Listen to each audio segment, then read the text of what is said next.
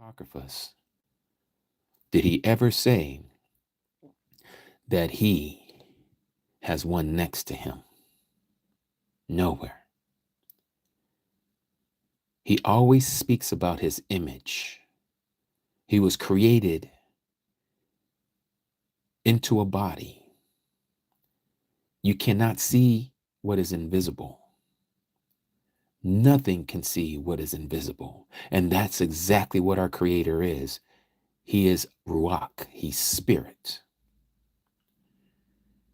So if you don't understand how he is one, it's only because he hasn't revealed it to you. I'm not going to spend the whole day on this subject and this matter. We have countless amount of video hours of this information if you're interested. But to answer your question straight up, he is not a Trinity. He is not a Trinity. He is one being. And this is why he tells us to hear, O Yasharal Yahuah, your Elohim. Yahuah is Akkad. He is one. Not first, but one. Okay? All right, so I'm going to be reading out of the scriptures. And this is going to take us into our subject matter today. Okay? So let me pull this up a little bit.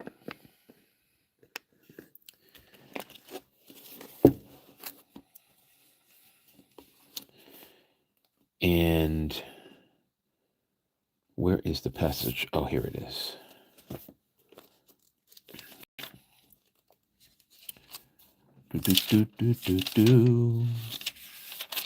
All right.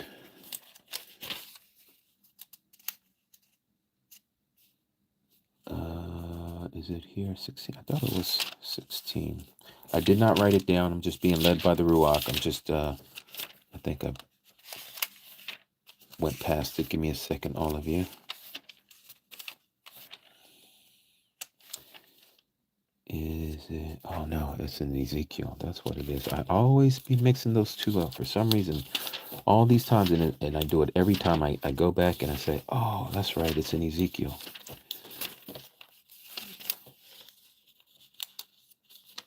Okay. So here we are in Yazikal, also known as Ezekiel, chapter 20.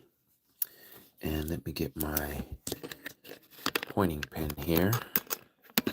And welcome all of you first-time visitors that are here. We ask that you relax, sit back, and listen to some truth. So it says, here in Ezekiel chapter 20, starting at 10, verse 10.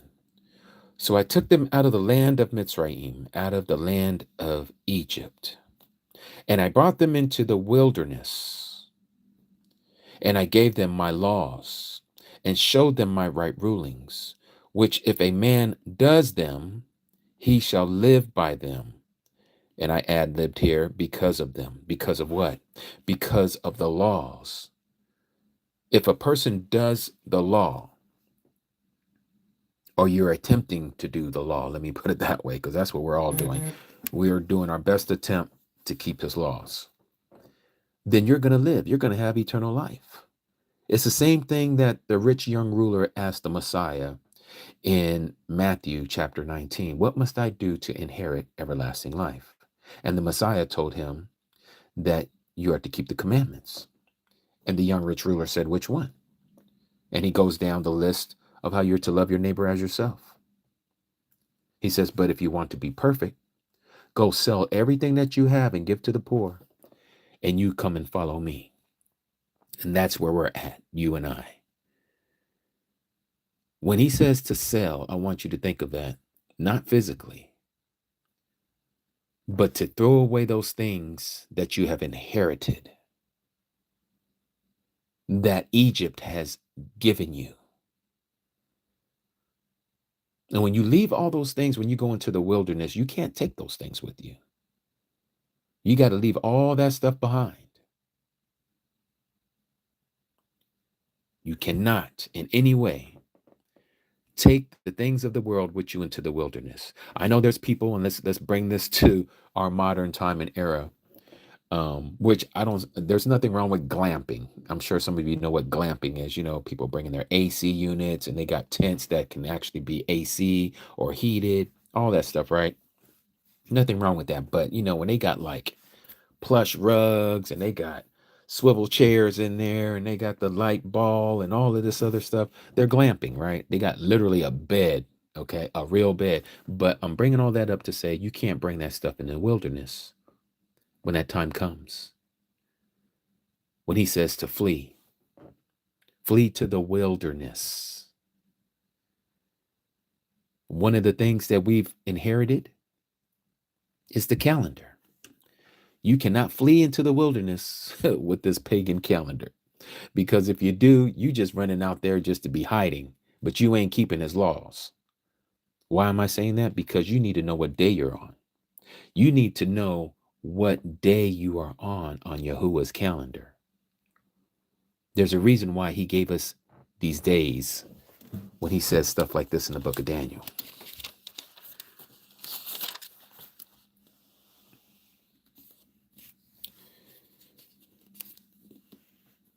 Starting at verse 7, this is chapter 12, verse 7. And I heard the man dressed in linen, who was above the waters of the river, and he held up his right hand and his left hand to the Shamayim, to the heavens, and swore by him who lives forever, that it would be for an appointed time, that's 1 year, appointed times, plural with the S, that's 2 years, so 1 year, appointed time, and appointed times, so that's 1 year, and this is 2 years, so adding together, that's 3 years, and half a time. And so this is where we get the 3.5 years of the Great Tribulation.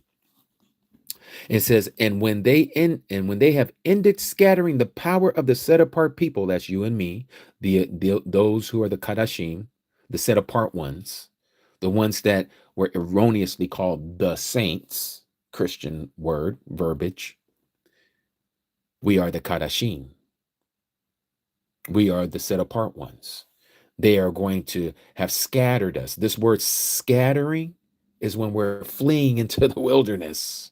Okay, we're going to be wherever it is that Yahuah tells you. We're not going to be all gathered in one place during this time. I know there's people that are teaching this nonsense. I know there's people telling you don't ask no questions. When you see ships just pull up on the shores of this country, just get on them, ask no questions, because it's time for you to go into your second Exodus. All of this crazy nonsense. No. It's going to be wherever you live at that time. There's a reason why there's going to be people who are going to be getting unalived during the Great Tribulation. These are not people who are bowing down to the institution, okay, to what is actually becoming a one order without saying the word.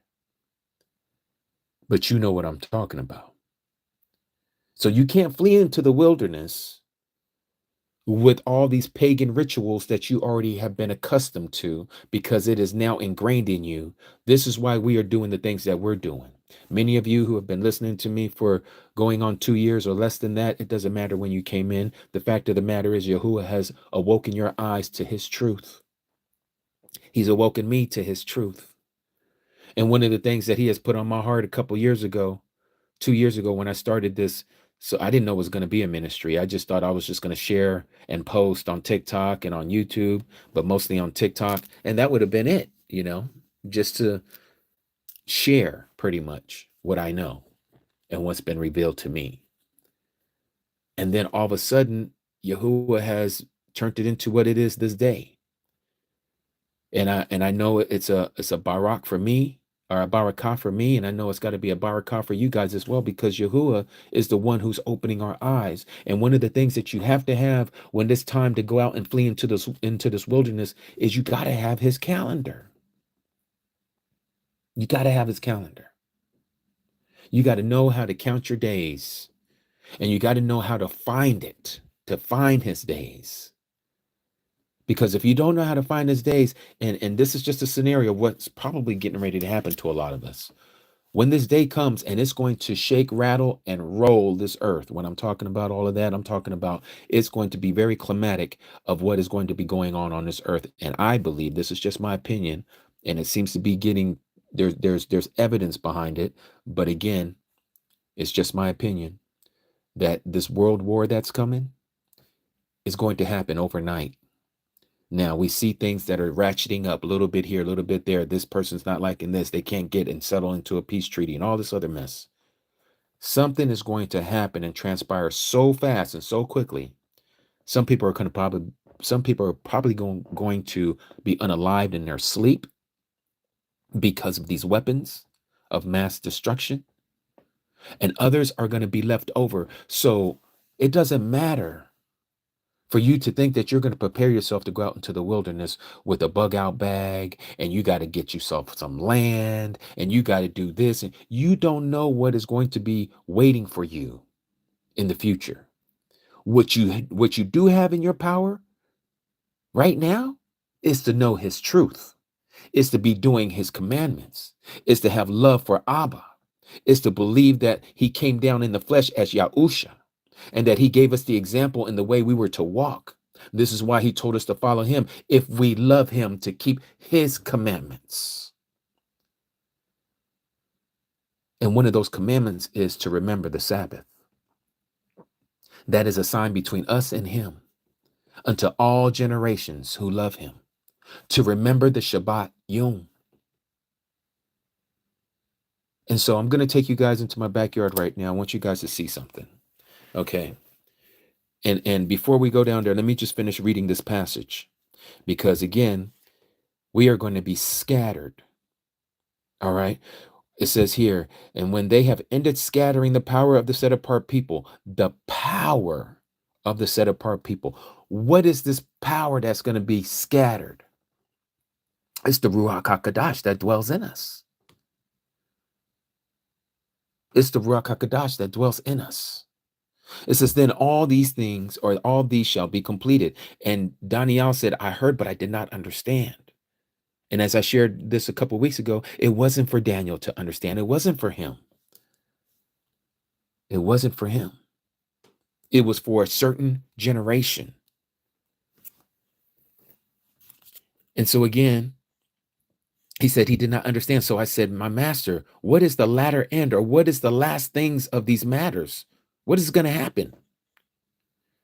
And he said, go, Daniel, for the words are hidden and sealed to the time of the end. That's our generation. And I know some of you say, well, that's what they've been saying all these other generations ago. That's true. But just because they were saying it that doesn't mean that we are not the generation that is getting ready to see these things that are getting ready to transpire. The Mashiach says that this day is not supposed to come to us as a thief in the night. But if you will not watch, he says, I shall come upon you as a thief, and you will not know the hour that I come. So which one is it?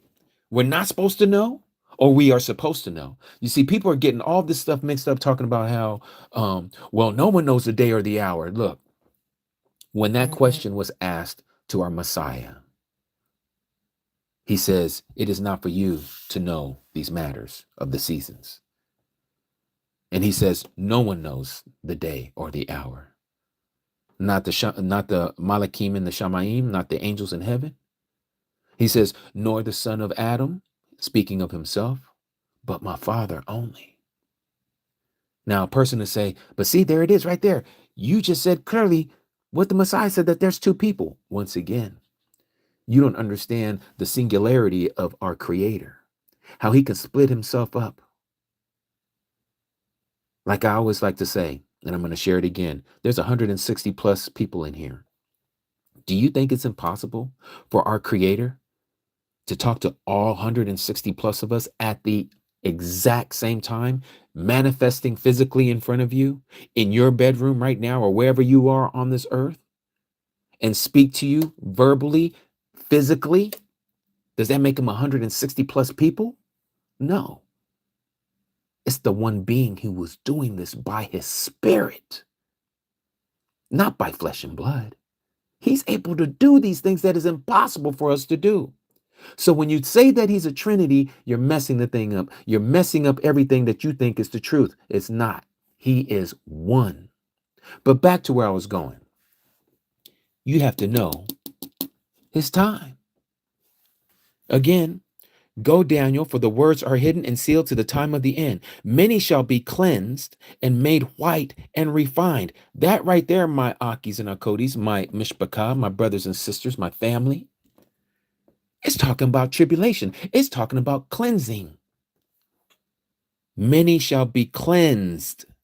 This isn't talking about the wicked people. This isn't talking about the non-believers. This is talking about the believers. And made white and refined. Remember, we was reading this before. For those of you who don't know, the chapter before it, in Daniel chapter 11, what does it say here? It says, verse 33, chapter 11, verse 33, and those are the people who have insight shall give understanding to many, the many, and they shall stumble by sword and flame and by captivity and plundering for days. And when they stumble, they shall be helped with a little help. But many shall join them by flatteries, by lies. But notice what it says here in verse 35. And some of those who have insight shall stumble. Why? It is to refine them and cleanse them and make them white until the time of the end, for it is still for an appointed time. So again, when these people are talking about the second Exodus and you're supposed to go out into the wilderness, not everyone is going to make it. Not everyone is going to get the wilderness experience, physically speaking. Some of us may be 144,000, which is a barakah if you're able to be one. Worthy are those who are able to do so. But then there'll be some of us who are going to get unalived. That's what it means to stumble. When you read that word stumble, some shall stumble.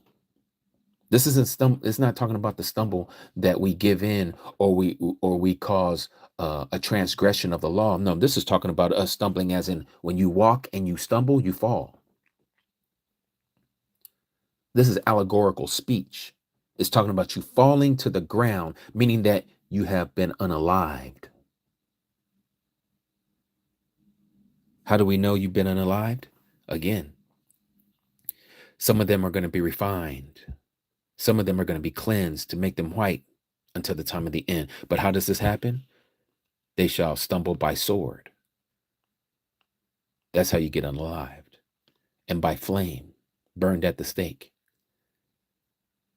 That's how you're going to get unalived. By captivity, locked up. That's how you're going to get unalived. Plundering of all your assets, of everything that you got, taking everything that you are, even your dignity, your humanity. We're dealing with some very wicked people on this earth.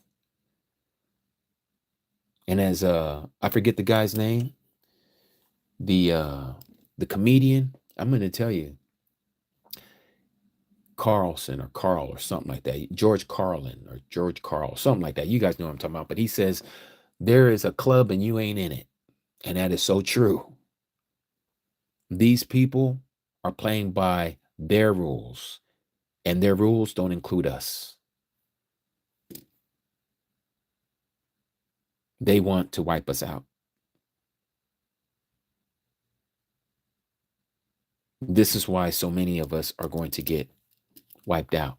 Just like it says in the book of Revelation, chapter 6, about the fifth seal, about those who were under the altar, how they were crying out. Again, Revelation chapter 6. What does it say there about the fifth seal? The fifth seal, it says this. And when he opened the fifth seal, this is verse 9, chapter 6, verse 9, I saw under the slaughter place, the altar, the beings, souls of those having been slain, that is unalived, for the word of Yahuah Elohim, for the mighty of mighty ones. We're being unalived because why? His word, his commandments, we're keeping them. And then it goes on and says this as well. And for the witness which they held. What witness? What the other word for witness is testimony. What is the testimony that was found in our mouth? That Yahusha is Yahuah. Many people don't want to believe it, but it's because they haven't been given the revelation and that he came in the flesh.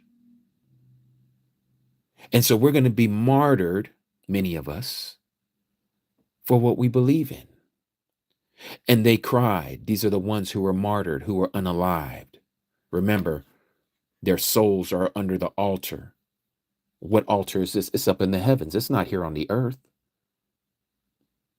They're under the incense altar, not the altar of where they're going to get unalived. It's the incense altar. Here it says the slaughter place. Again, this is from the Greek translation, but you'll find out that this is the same prayer right here. Let me read it from here. You see, Revelation is layered. There is sequences in the book of Revelation that starts over again to give you a different angle of the same thing that you just read, because again, John is getting all this revelation and it's been given to him from one angle. And then he's taken to another vision to see it from another angle. It does the same thing in the book of Daniel. Nebuchadnezzar had a dream of the four kingdoms of the earth. Daniel had two dreams of the four kingdoms on the earth. And the very last one is the one that we're living in. But notice here how it talks about with the slaughtering of the people that are underneath the altar. But before I read that, I just forgot. I wanted to show you guys about the altar of incense of the prayer. And he came and took the scroll out of the right hand of him sitting on the throne. And when he took the scroll, the four living beings, let me bring this down so you guys can see this and read this with me. And the four living beings and the 24 elders fell down before the Lamb, each holding a harp and golden bowls filled with incense, which are the prayers of the set apart ones. It's the prayers of the set apart ones, the same ones that are over here that have been unalived. And what was their prayer? How long, O Master, set apart and true, until you judge and avenge our blood? Again, these are people who have been unalived during the tribulation period. And of those who dwell on the Arats. And there was given to each one a what? A white robe to make them clean, to make them white. And they were told that they should rest a little while longer until both the number of their fellow servants and their brethren who would be unalived as they were was completed.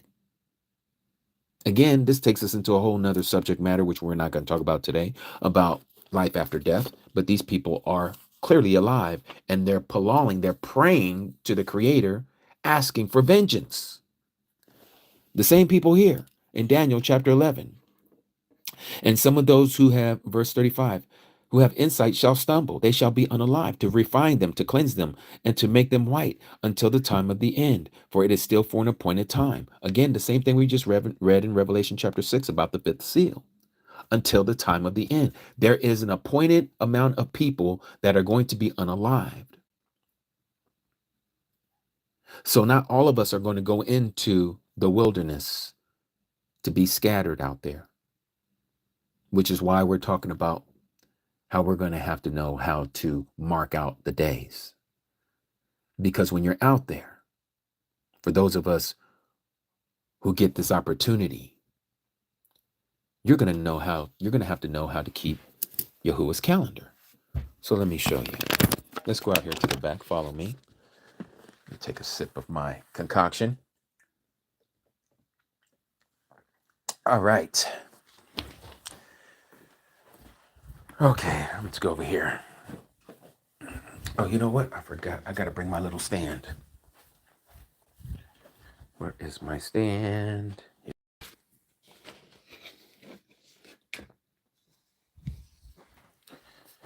Okay.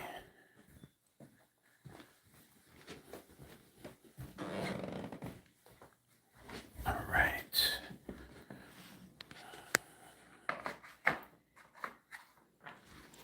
What up, baby girl? Yes. Yes. Mm-hmm.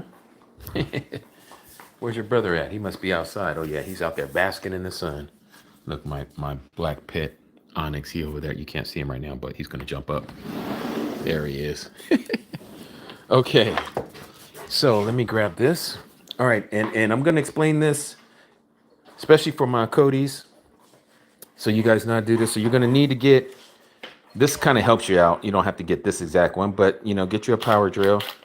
Okay, get you a screw, a drywall screw. Go to Home Depot and get you one of these drywalls. Okay, it's already pre-cut, 2 foot by 2 foot. I got the 5/8 thickness one. It's a little thicker, a little bit heavier. This is I should say my Asha's assembly line of her making her calendar beads. We'll talk about that later. Okay, so let me take this, put my drill in my pocket, hangs on my pocket like so. Oh, by the way, I got my Zeet Seats by Valentina. Shout out to my little Cody Valentina. All right. Okay, so watch out, doggies. All right, so I'm gonna put this over here. The next thing you're gonna want to get is a sturdy little table. Okay, and I got this one here. I'm just gonna place this on top. Now, you're gonna want to put it in a place where no one's able to mess with it, because to get a proper reading, it cannot be moved for the next few days while you're measuring the sunlight. Okay. Now, most people think when you take the screw, you're going to probably put it in the center. You don't need it in the center. You need it somewhere near the end on the south side. Okay, so you'll know that it's the south side because the sun travels usually, and again, this is if you live north of the equator. So I'm gonna have to explain this both for those of us who live north of the equator, I can't even say this right, north of the equator and south of the equator. It's just gonna be opposite. Now, so the sun, if you live north of the equator, you're gonna want to make sure that you have a nice visible view of the southern sky. Okay. Reason being is because during the winter months, the sun sits very low in the sky. So you see how low it is. You can see the house behind me here where it's kind of low in the sky. Okay. And it is right now here in Vegas, where I live, 1:40 in the afternoon. All right. So imagine true noon. That's when you're going to get your actual reading. It's going to be here in Vegas. It's going to be probably right around this area. And we're going to talk about an app that'll help you find true north. Okay, using this app. But anyhow, you're going to need to get a nice view of the southern sky from your house. And so you're going to want to take this screw and you're going to place it right about here. All right, kind of to the south or to this region of the board. Okay, so I'm just going to move this here. And hold on one second. Let me get the stand so I can show you what I'm doing. I gotta put this on the stand so I can have my hands free. Okay. All right. Give me a second. Let me get this thing all situated. I'm gonna have to put this down for a second. All right.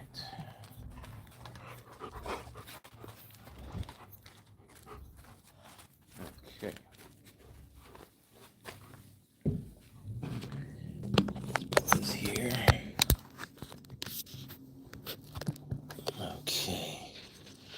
More to the side so it's not in the way.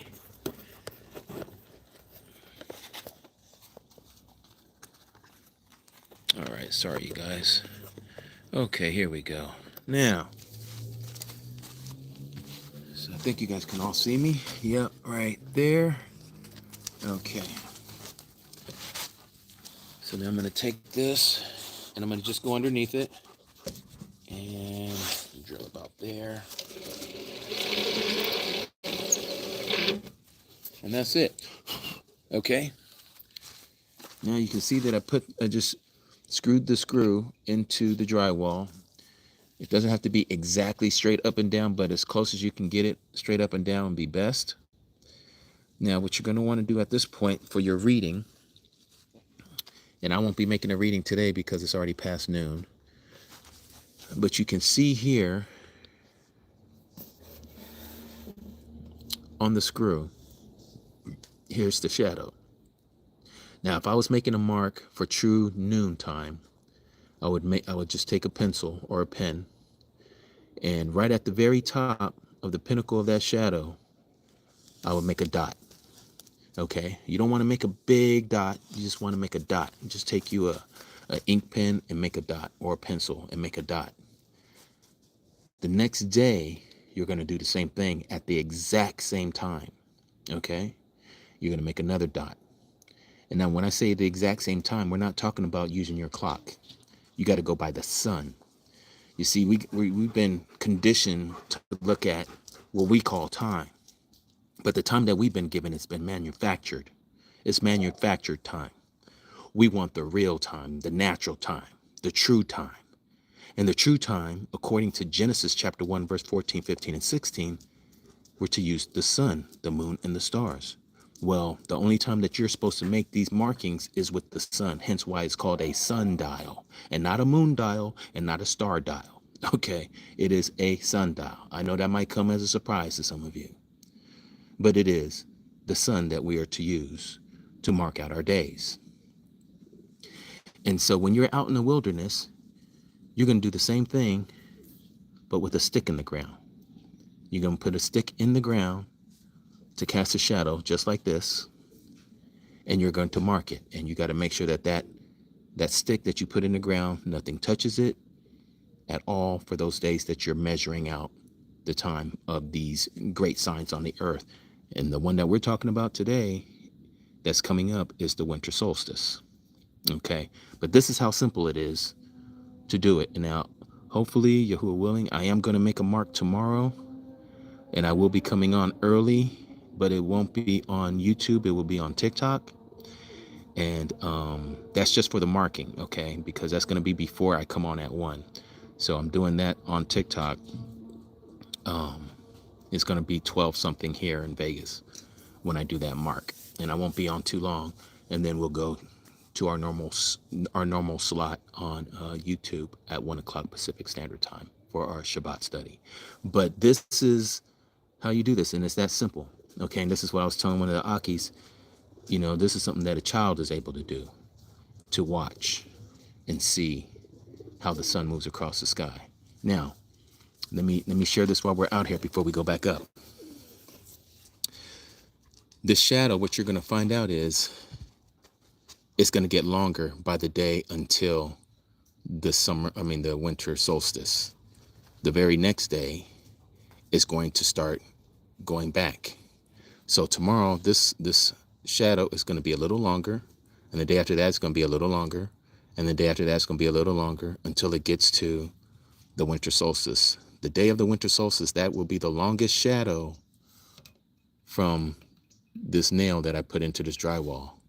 That is going to be the longest distance, or the lowest distance of the sun above the horizon in the south. Okay, now for those of you who live south of the equator, it's going to be the opposite.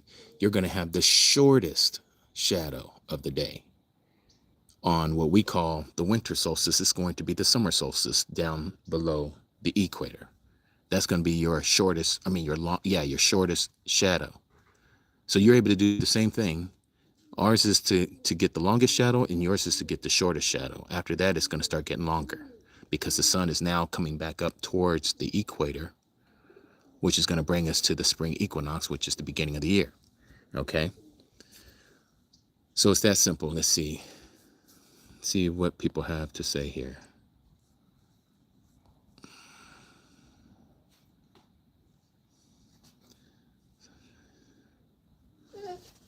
Please, I need info for work. What are you making, brother? So I was just making a sundial here. Very easy. And that's what I was just sharing with everybody. And again, tomorrow I will be making a mark for as we approach the winter solstice. Okay, yes, Dr. Terry. So that's a great question. How do we know when it's noon? So you can do it. I mean, you can do this two ways. Either at night, you look up for the Polaris star, which is the North Star. Once you know what direction the North Star is, you would make an imaginary line from that North Star down to your board, and you would face the board in that direction. Now, for me, the way my house is facing, the way I have this board facing right now is not true north. Okay, true north would be a little more in this direction. I have it facing directly this way. But that's because I already know how the layout of my house is. I already know that the shadow is going to be over here tomorrow because my true north is more this way. Okay, now there's an app called the Moon Phase app. And for those of you who are interested in doing this, please email me at ambassadorsofyah@gmail.com. And what I'll do is, and make sure you tell me that you're wanting that app, and I will share the app with you. It's not my app. I'm just saying I'll share the link so you can get it on Google Play or on your iPlay or Apple Store or whatever they call it. You can get it from there as well. They make it for both Androids and for Apple. And there is a feature on this app where it shows you in your location when you're using your GPS where the sun is as opposed to your location. Okay. And if you're doing the same location every day, you're going to get the same reading, a more precise reading, I should say, from the sun, because you're using the exact same point to make out and measure out your time. Okay. So I'll send that to you as well. And so either way you want to do it, if you're going to do it naturally, which is the best way to do it, because again, when you're out in the wilderness, you're going to have to know how to locate the Polaris star, okay, the North Star. And that's simple.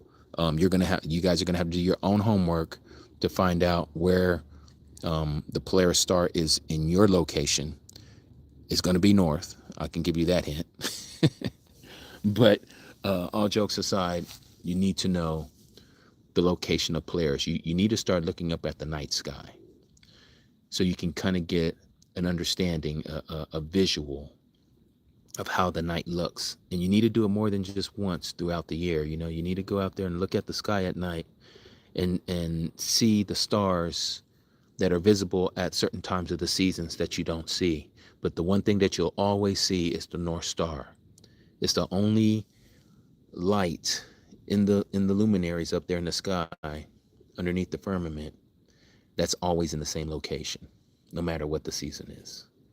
And this is why you would have sailors and those that travel by ship on the ocean, when they have no physical geographical point of reference, the one reference that they do have, no matter where you are on the earth, is the North Star, the Polaris star. It's the only star that Yahuah has created that does not move. It's like it's the axis and everything spins around it. All right. So for those of you that are interested, tomorrow I will be out here to do this and show you how to mark it. Okay. All right. Now let's go back in here and back upstairs. Show you some stuff on through the scripture while we're doing this. All right. Put that back there. Your doggies coming or staying? You guys staying? All right. Okay.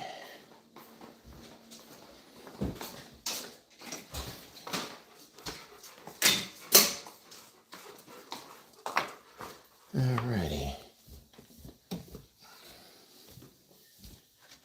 I hope you guys enjoyed that little field trip.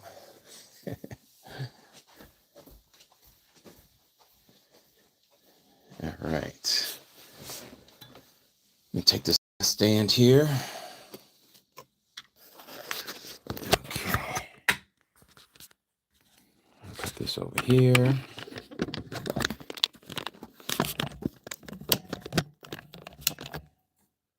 Alrighty. So again, you have to know where the North Star is, but the other way that you can find the location of the North Star, or what is true north. Okay, so let me say this right now as a side note. Do not use a compass, okay? Because The compass is going to use magnetic north. You want true north.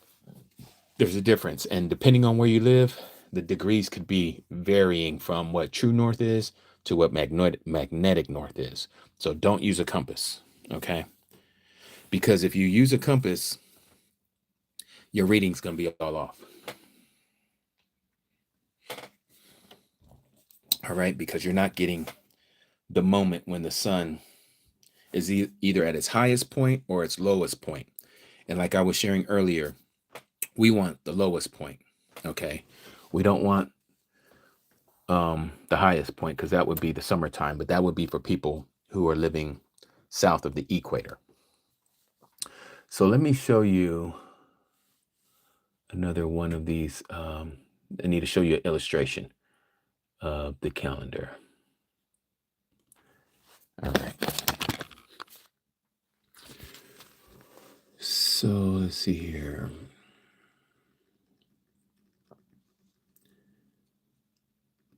So this is a picture of what was found in the Qumran caves with the Dead Sea parchments, okay, the Dead Sea Scrolls. So they had a sundial. What you're looking at is an imprint of the original sundial that they found there in the caves. And I don't know what all these readings are, but I do know that the outer ring is the 364 day. I don't know what the next one is. That could be, I mean, I'm only guessing, but I'm not quite sure. That might be the 360 day calendar for the prophetical year. And then this one here, I don't know what that is. I think the next one right there would be the 30 days, but I'm not quite sure. But this is what they found in the Qumran community in the caves there, okay? And another thing I want to show you guys is, if I can find it. Oh, here it is. So let's look at this real quick. Let's study this out for a second. Okay. Now what you see before you is the Enoch 364 day calendar, okay? According to 1st Enoch chapter 72, as you guys can all see there. Now, we're talking about the winter solstice over here. Let me move this out the way because it's putting a shine on the screen. Okay. The winter solstice is coming up, all right, which is going to be the first gate or the first portal. Okay, we're almost at the 31st day of the month, of the 9th month. In fact, we're on the 27th day today. Tomorrow will be the 28th day, which would be the last Shabbat of this month. Okay, and so when this occurs, which is supposed to happen, and let's look at this on our calendar. We're going to come back to that. Let me close that up and open up our calendar. All right. Okay. 8th Kadash, 9th Kadash. Okay. So we're right here. Okay, right there. 13th of December, the pagan day. But this is the 27th of the 9th month. That's the real date. Okay. Now, we're coming to the last days of this 9th month, which the last day here is going to be the 17th of December. So this is the transitional day.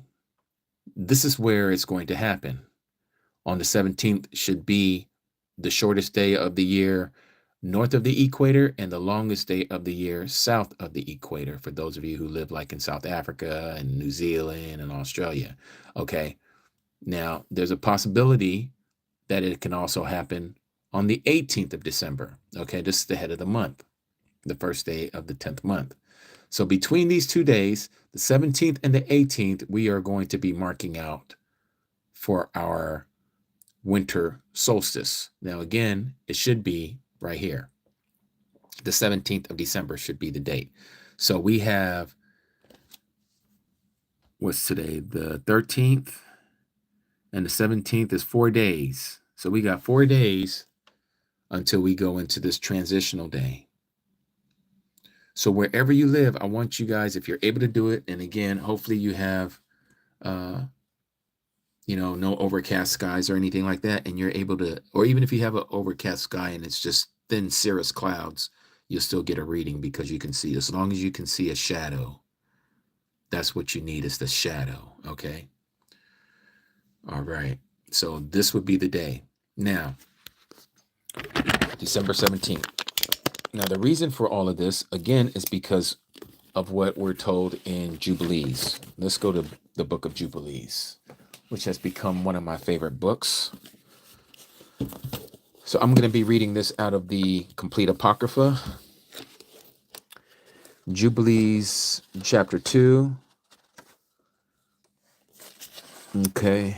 And because we're coming up to this time, we need to, again, understand why. For those of you who are new and don't quite understand why are we doing this, well, Jubilees chapter 2, verse 9 says this.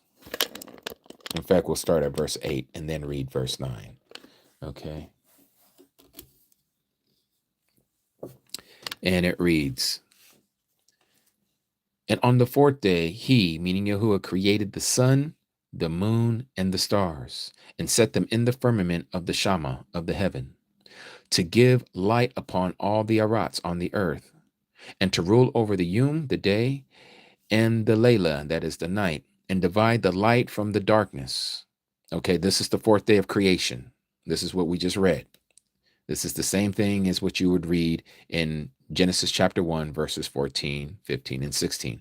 Now, verse 9 gives us a little extra information that we don't see in Genesis.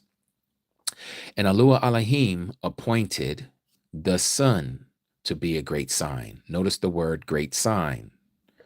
"On the earth for days, for Sabbaths, for months, for feasts, for years, and for Sabbath of years, and for the Jubilees, and for the seasons of the years." This is what we're talking about today, the seasons of the years.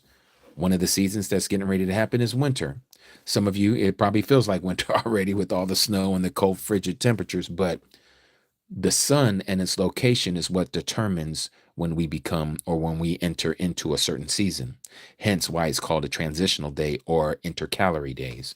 These are the days when the sun is going in from one portal to the next portal, which is shifting the seasons upon the earth, unless you live somewhere in the around the equator band where it always stays pretty much the same all throughout the year. So if you live somewhere like in Jamaica or in the Caribbean or in Central America or sub-Saharan Africa, you're getting that same temperature all year long pretty much. You got your rainy season and dry seasons, but it's pretty much the same. This is speaking of those of us who live in other areas, but you still have to keep the same time as well, even if you live in some of these locations, because the sun still moves. Okay. And as long as the sun is moving, you're able to make a distinction of what time of the year you're in. So no one has excuse to say, "Oh, well, because I live in this location." It doesn't matter where you live, because the sun is never standing still unless Yahuah allows it to stand still. It's constantly moving. It's like, as we would say, clockwork. Okay, so here you see that the sun, the sun, not the moon.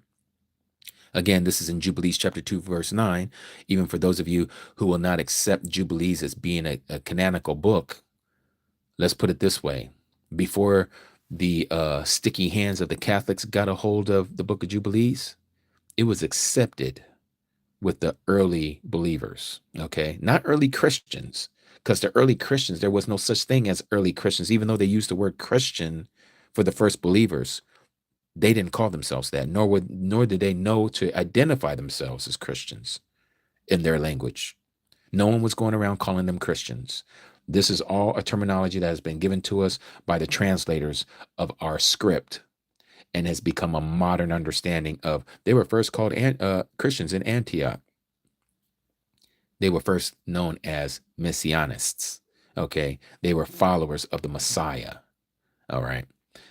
Again, there was no one called Christians at the time when these people who were believers of the Messiah, who walked this earth, who were studying this truth out, nobody was called a Christian. So the season, and this is why many of us don't understand passages like this, and they're like, well, we don't accept Jubilees. It doesn't matter what you accept. The fact of the matter is that a lot of the people who came before us, they found it very important to even quote out of this book, and has found its way into our so-called scriptures, or Bible. And it's from Jubilees. Okay. So for those of you, again, who don't believe that Jubilees is a canonical book by those who call themselves something of reputation to say these books are going to be accepted and these books are not to be accepted, well, then what you're actually doing is you're following the interpretation of another man saying what is to be accepted and what is not to be accepted. That'd be like me telling you, you know what? The Bible is not to be accepted. What you know is the Bible is not to be accepted. We're going to only read the Gnostic Bible. That's what's to be accepted. So your so-called Holy Bible, as you call it, no, that's not accepted. Who am I to have that right to tell somebody what is right and what is wrong? And then you have people that come back behind these people, like you see a lot of people these days, that have their own opinions and say, oh, well, I don't believe Jubilees is true, and I don't believe the book of Enoch is true. Well, first of all, because you're already coming with that kind of a mindset, and you're not testing all things, you've allowed your interpretation and your opinion to sway you to understand the truth. And that's not benefiting nobody but yourself, in that sense that you believe what you want to believe. But at the end, it doesn't even benefit you, because you're lying upon what has been given to us as truth. And so here we see in the book of Jubilees, chapter 2, verse 9, that the Creator appointed the sun. Is very clear, not the moon. Those of you who are on the moon calendar, you're not to be following that. But you can't tell you nothing, because you already believe in what it is that you believe in. But again, it's the sun that dictates your days. It's the sun that dictates when a Sabbath is. It's the sun that dictates when a month begins and when it ends. It's the sun that tells you what are your high days, according to Leviticus chapter 23. It is the sun that tells you when a year begins and when it ends. It is the sun that tells you of your 7 years, the Sabbath of years. It is the sun that tells you when a Jubilee year begins and when it ends, which is a 50-year period. It's the cycle of the sun, not the moon. And so this is why I was showing you about these signs. So now, again, notice it talks about this great sign, that the sun will be a great sign upon the earth, not the moon. The moon does give us signs, but it's not the great sign. The great sign is what the sun does. And there's 4 times a year that we have these signs. Well, let's go to Enoch chapter 72. Let every matter be established by 2 or 3 witnesses. So when we go to Enoch chapter 72, we find there a law about the sun, not the moon, but the sun. It says this, chapter 72 of Enoch, starting at verse 2. And this is the first law of the luminaries. The luminary, the sun, has its rising in the eastern portals of the Shama, of the heaven, of the sky, and its setting in the western portals of the heaven or the sky. Okay, now we're going to go down here, and it says this in verse 4. And first there goes out the great luminary named the sun, the S-U-N, and his circumference is like the circumference of the sky, which is like a circle. And he is quite filled in illuminating and heating fire. The chariot, or the locomotion, the movement on which he ascends, the wind drives. The wind. That same word wind in the Hebrew can also mean spirit or breath. Okay, ruach. The ruach drives, and the sun goes down from the Shama, from the heaven, and returns through the north. This is a bingo, what is it that I'm trying to say? This lets us know that the flat earth is real and not the globe earth. But before I lose you guys, because there's some, oh, what did this guy just say that oh man, he's one of these flat earthers? Look, this is what the scripture says, and this is why he's talking about how the sun goes back up to the north and returns to the east, and so is guided from the appropriate portal. Because anywhere that you're on the earth, if the sun is the one that is above the earth's surface, the plane of the earth, not the planet with the T at the end of the plane, but that sun is traveling above the plane of the earth. No matter where you live on the earth, when the sun departs from you to the west, it will, at that point later on in the day, in your evening, your night, it will now go into the north. It's going to be opposite from your geographical location because it's on the other side of the plane of the earth where it's giving light to them. So that would be north of you. No matter where you live on this earth, the sun will go to the north from you, and then it will come back around and circle, come back towards from the east. You'll see it rising in the east, just like if you was standing on a record player as a little ant, and that needle, as you're spinning around, you see it coming back towards you. So it's coming from the east. Okay, the sun is coming from the east. So that's what it's talking about here, that it is rising, it returns through the north in order to reach the east, and so is guided and comes to the appropriate portal and shines in the face of the Shama, or the heaven. In this way, he rises in the first month in the great portal, which is the fourth. And in that fourth portal, from which the sun rises in the first month, are 12 window openings, and that's talking about the weather, from which proceeds flame, and they that open in their season. And when the sun rises in heaven, he comes out through the fourth portal. Notice what it says here that I have underlined: 30 mornings, or to say 30 sunrises in succession. No breaks, no gaps, in succession. Okay, so it does that for the first month. And then it does it again for the second month. Again, right here, verse 11. And the sun rises from that fourth portal and sets in the fourth and returns to the fifth portal in the east 30 mornings. This is the second month, or the second month, or here 30 sunrises, and rises from it and sets in the fifth portal. And then the day becomes longer, 2 parts amount to 11 parts, and the night becomes shorter. Just like what happens in the spring, the days become longer. This is why it gets hotter, because the sun is rising higher in the sky every day as it's getting ready to climax at its zenith, what we call the summer solstice, which is opposite of what we're getting ready to see in the winter solstice. Okay. And it says, and it returns to the east and enters into the sixth portal. And it says, and it rises and sets in the sixth portal. Notice the difference here. 31 mornings on account of what? Its sign. Its sign. That 31st day is a great sign. It's one of the great signs on the earth that we were reading about in Jubilees chapter 2, verse 9, where it says, and the sun, that Yahuah Elohim appointed the sun to be a great sign on the earth. That great sign is an account of its sign. So this great sign, which we're talking about for the winter, we can read about it here.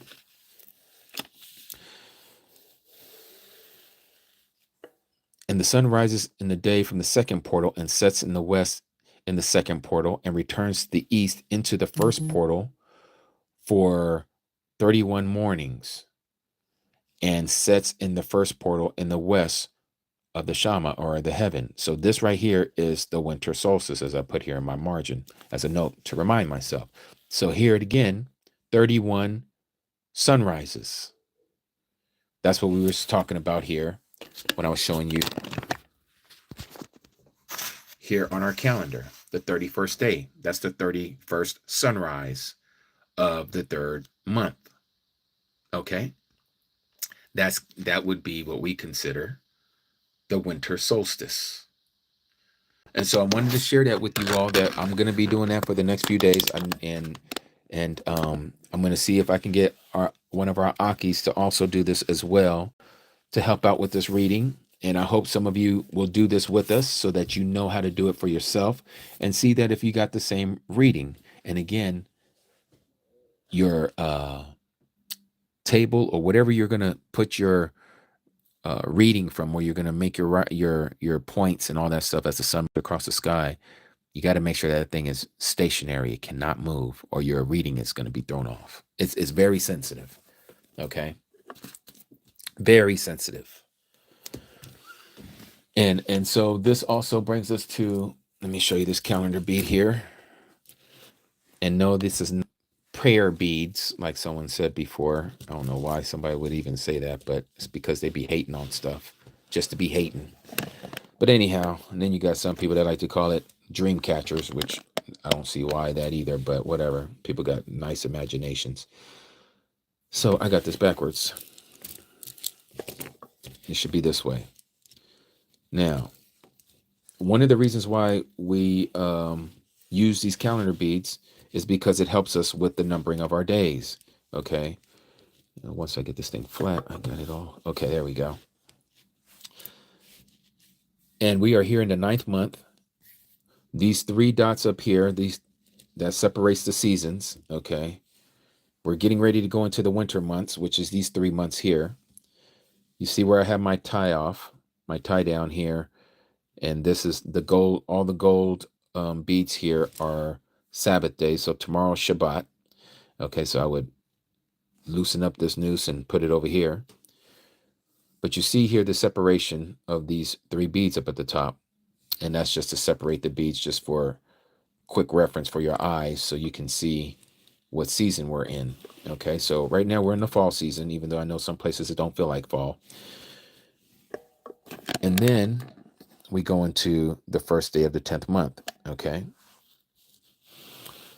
But this is where we should be getting our reading, the 31st day. All right. Which lets us know that the next day is the 10th month. So we're going to be doing that together this upcoming week. Does anyone not understand what I just showed here with you guys and shared with you guys? And hope that you guys will do this with us starting tomorrow. If any of you want a calendar bead, just email me and I will give it over to my wife. She's the one who makes them. And she's been working on a lot of glow in the dark ones with all these different colors. So I think that's her new project right now. Oh, and by the way, for everyone that you guys do purchase, half of it is going to Jamaica. Okay, to help out our Mishpachah over there. And Song is the one that wants to do that, YAHUSHA. She wants to take half of it and then send that over to Jamaica, to our Mishpachah that still are, their life is still not back to normal. And it won't be for a while, I'm believing, because of all the stuff that's going on over there. But anyhow, anybody have any questions before we go into some more stuff here about what we're talking about? Any questions? Any questions? What is the email? Okay, yes. Let me show you the email. You can take a screenshot of it. Let me bring it up here. And they do come in a variety of colors. Okay, so there is the email. Blow this up. You can screenshot that. ambassadorsofyah@gmail.com. Okay. Yeah, so just email me. Let me know what it is that you want to do, as far as let me know your request, and I will make sure to pass it on to my Asha, my wife. All right. Yes, Creed, portals can be confusing. I really don't try to focus so much on the portals because, again, unless you're living in a certain location and you have it pegged out, so you can see, like, if you had some land, we were never to be living so close to one another as we do in a lot of these cities. But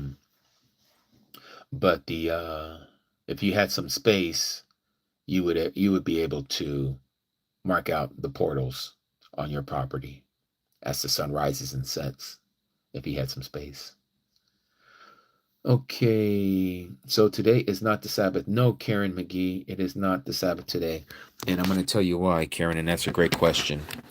I too used to think that every Sabbath was on a SAT day, like today. Come to find out, and I'll ask you this, Karen, has anybody ever been able to prove to you that the Sabbath day is on an SAT day like today, and they were able to show you through the sun that the SUN will literally tell you what day is the Sabbath? Has anybody ever been able to mark that out for you, Karen? Dr. Terry, you said the 2026 calendar is available. Who's that available by, if you don't mind me asking? Because ours isn't out yet. How do we know that a particular person is your soulmate, like the case with you and your wonderful wife? Most likely based on your talk about her. May your marriage last for eternity. Well, I thank you for that, Yusuf. It won't last for eternity, but it will last as long as we have this life. She was a Yah sent. Let me say that. Oh, my link tree. I don't even know, Dr. Terry. There's stuff on there that I don't even know. That is so hilarious. I don't even know about my own link tree. That is so funny. Yeah, I would have to go and look at it. I didn't even know we had next year's already available. I know that me and Akuti Jackie C, she's the one who puts it together for us. I know we're going to be going over some stuff because we got to correct a few things. And then I was just told by Akodi Neil de Yahoo that our Spanish version of the calendar is missing a whole month. I think it was month 5. So we're gonna have to get that one together. Have you heard of the Worldwide Church? Yes, I have, Ray, and stay away from them. That is a cult from South Korea. I'm half Korean, by the way. I've dealt with the worldwide World Missionary Church. They're terrible. They're terrible. And they believe that a woman is New Jerusalem and all this. It's just, I don't even want to spend time with it. But anyhow, on to the next one. Oh, it is the old calendar. Okay, yes.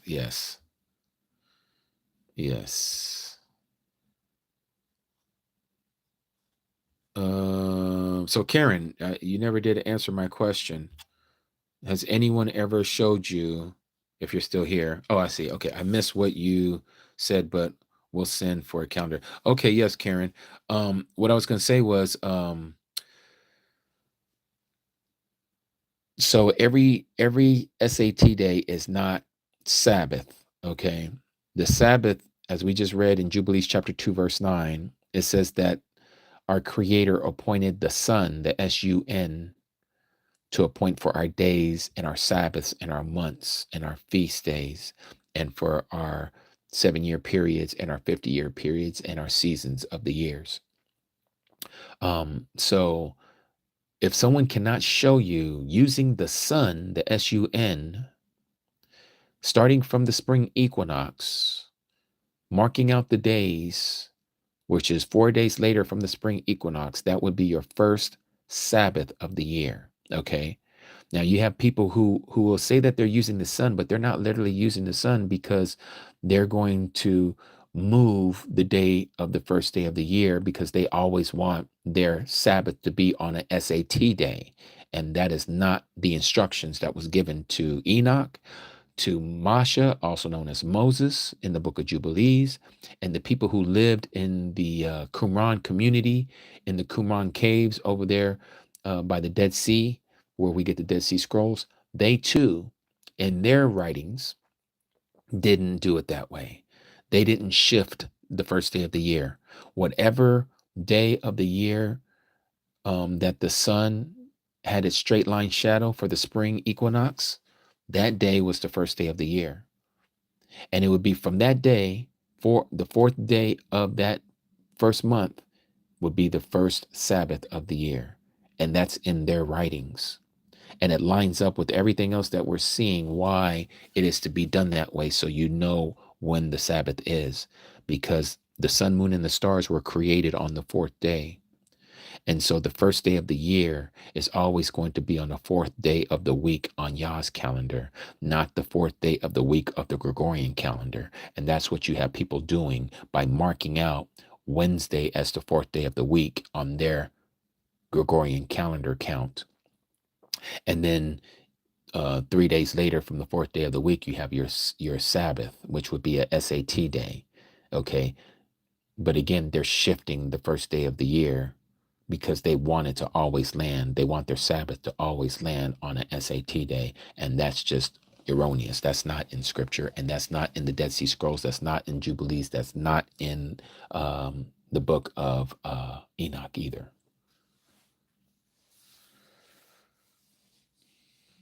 Okay. Let's see. What else did I miss here as questions? Because when I'm explaining stuff, I cannot look down at the comments because I'll lose my frame of thought, and I already have a bad memory as it is, and I have to think about my memory when I'm talking about certain things.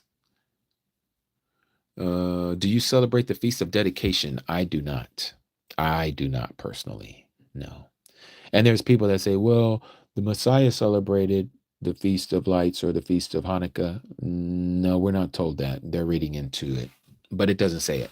I'll show you. Let's go to, I believe it's in John chapter 10. And I'm going to be reading this out of the scriptures, TS 2009. John chapter 10. Okay. And okay, so here we are. Let me bring this down so you guys can see it. Yohanan, or John chapter 10, verse 22, it says, and at that time, the Hanukkah came to be in Yerushalayim, or in Jerusalem, and it was winter. So we know it's during the winter months.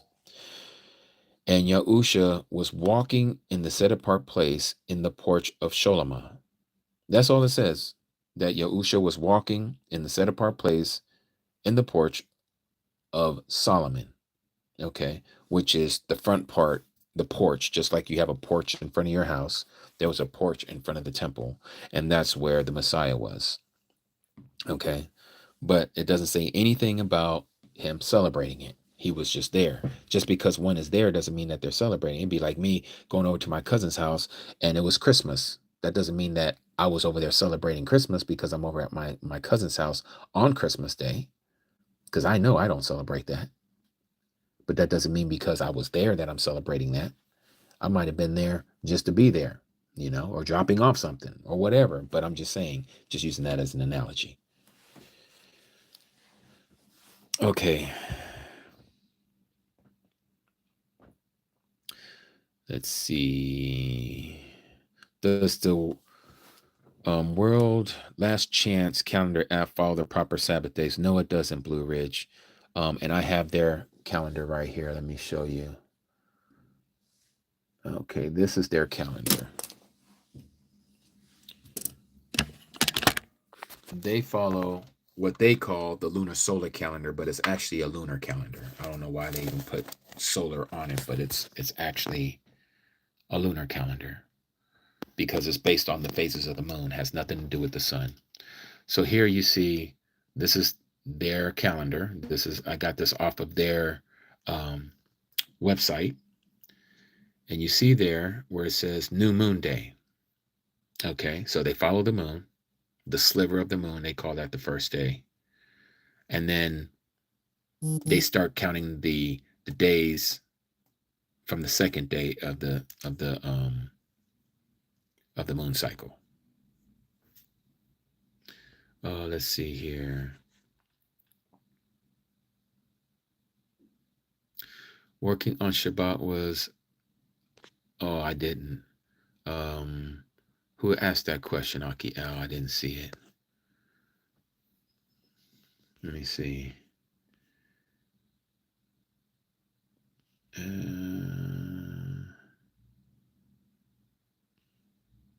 don't see it. Oh, here it is. The one Melly. What we can do if our job won't give us the day off on Sabbath. So again, that's one of those days, Melly, that you want that day off, and hopefully you can ask your employer to give you the day off of what the Shabbat is for that year. But that's going to be between you and your employer. Now, if they won't give you that day, there's things that you still have under your control, like prepping your food the day before. You still don't want to be cooking on Shabbat. Okay, you can rewarm your food, but you're not supposed to be cooking your food on Shabbat. Same thing, like if you're coming back from work, you make sure that you prepped your vehicle. If if you had to charge your vehicle, if you had to put gas in your vehicle, you do all that stuff the day before Shabbat. Okay. Again, showing up a Yahuah that you're still keeping what you can under your control other than the work portion, because again, you're enslaved to somebody else for work and you have responsibilities that you have to take care of. Yahuah knows all these things. He is the same thing that happened with the children of Yasharal when they were in Egypt. Okay, they couldn't worship Yahuwah how they wanted to worship him. They were just starting to learn about him again, and Masha was trying to explain to them. Yahuwah had to tell Masha that you're to bring these people back to this mountain to worship me. And so Pharaoh had to let them go. Well, Pharaoh in this situation would be like your employer. He's your taskmaster, and he's not going to let you go to worship Yahuwah as you would like to, Melly. But you need to do what you can in your control to do what you're supposed to do for Shabbat. Okay. And until that moment comes where you cannot buy, sell, or trade, you can't work unless you have the mark. There is no excuse at that point. You better not be working on no Shabbat, because if you're working on Shabbat, that means you probably have the mark for you to be even conducting in any kind of commerce at that time. So be careful. All right. Okay. What else we have here? If a system causes feast days to land on random weekdays, how can it be set apart? Exactly. Exactly, Fingertip.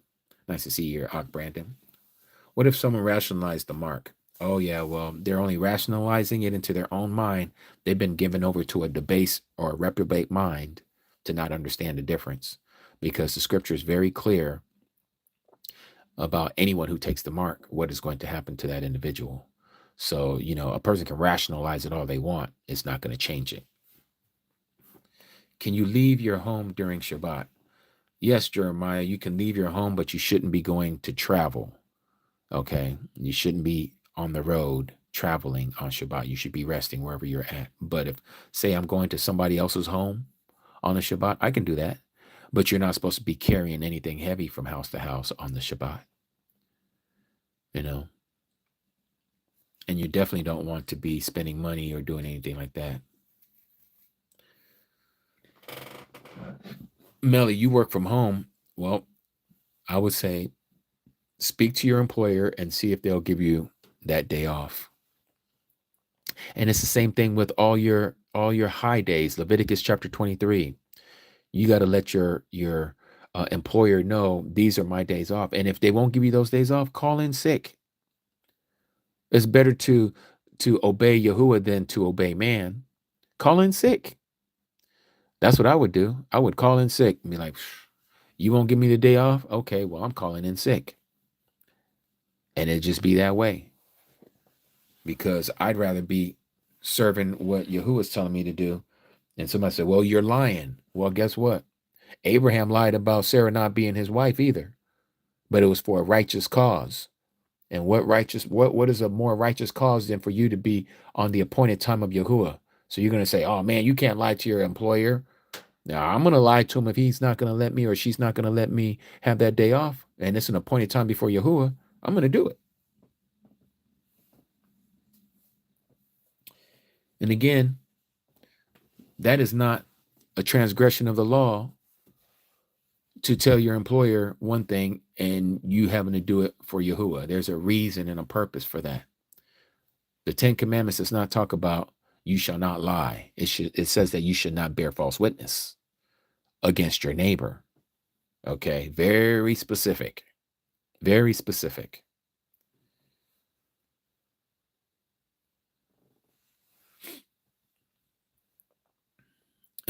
Trish, you said, Aki said one way or another. Yeah. Yep, one way or another. Condor, the fish symbol, the what is that? Dagon, the deity Dagon, the Phoenician deity. And they call that a Christian symbol, right? And they try to use it and say, well, he said he's going to make us a fisher of men. Yeah. You know, again, Christianity is going to try to say what is right or correct when it fits their narrative. And it's always about bringing in those who believed in something else. Say, oh, yeah, we'll Christianize it, you know. Cosmic, sure, you can, cosmic findings, you can ask. You say, can I ask something? You can ask, yes.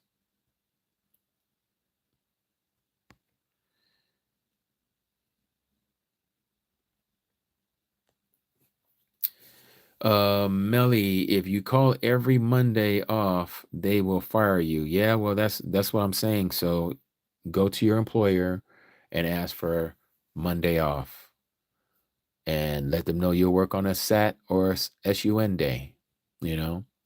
If they won't let you do that, then they won't let you do that. Continue to work there unless you find something better that allow you to get that day off. But for the meantime, continue to work there, but do what is in your control on the Sabbath is what I was sharing with you. Yep, exactly. Fingertip lyrics. They'd be like, oh yeah, I'm going to yoga class. Okay. You go ahead and keep striking them poses to yoga.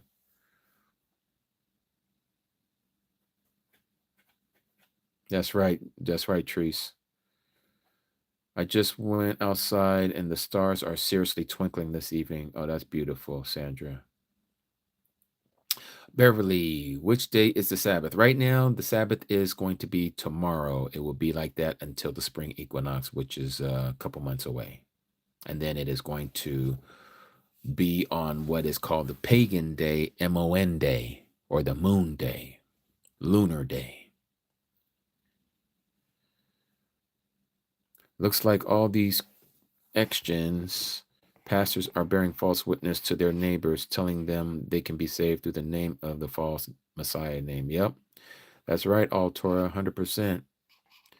They don't believe that Christianity is literally the beast system. It really is.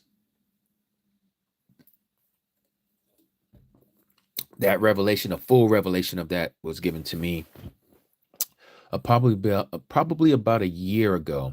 I knew that there was a lot of issues with Christianity when I was coming out in 2009, like not calling him JC and LORD and GOD and so-called SUN day worship, and then just the whole thing about the law being done away with, that kind of stuff. I just never equated it to the beast system until about a year ago. Yahuah started opening my eyes to the reading of Revelation chapter 17 and 18 about how Christianity is the beast system. This is the other so-called God spell, if you will. This other great news that was given, that Christianity says to all these pagans that you can bring in all your pagan rituals and customs. As long as you call upon the name of JC, you are saved. And that's what Christianity has become these days. This is why you have even Christian so-called assemblies that they have, the people of the other persuasion standing up there at the altar, so-called altar, leading worship. Okay, and they sugary as sugar can be. You guys know what I'm talking about. The ones with the limp wrist. Okay, and the ones that muff on carpet. You know what I'm talking about. This is both sides. And they're doing this and they're allowing this. And this is Christianity. This is not set apart. This is not from Abba Yahuah. This is something that they have constructed, and they bring in all these things. And this is why you see people rocking the crosses. They rock the cross all over the place. I don't care what their background is. And you see how they act towards one another. Well, those of us who are in the truth, we shouldn't be that way. Okay, those of us who have been awoke to this truth, We shouldn't conduct ourselves what we just came out of.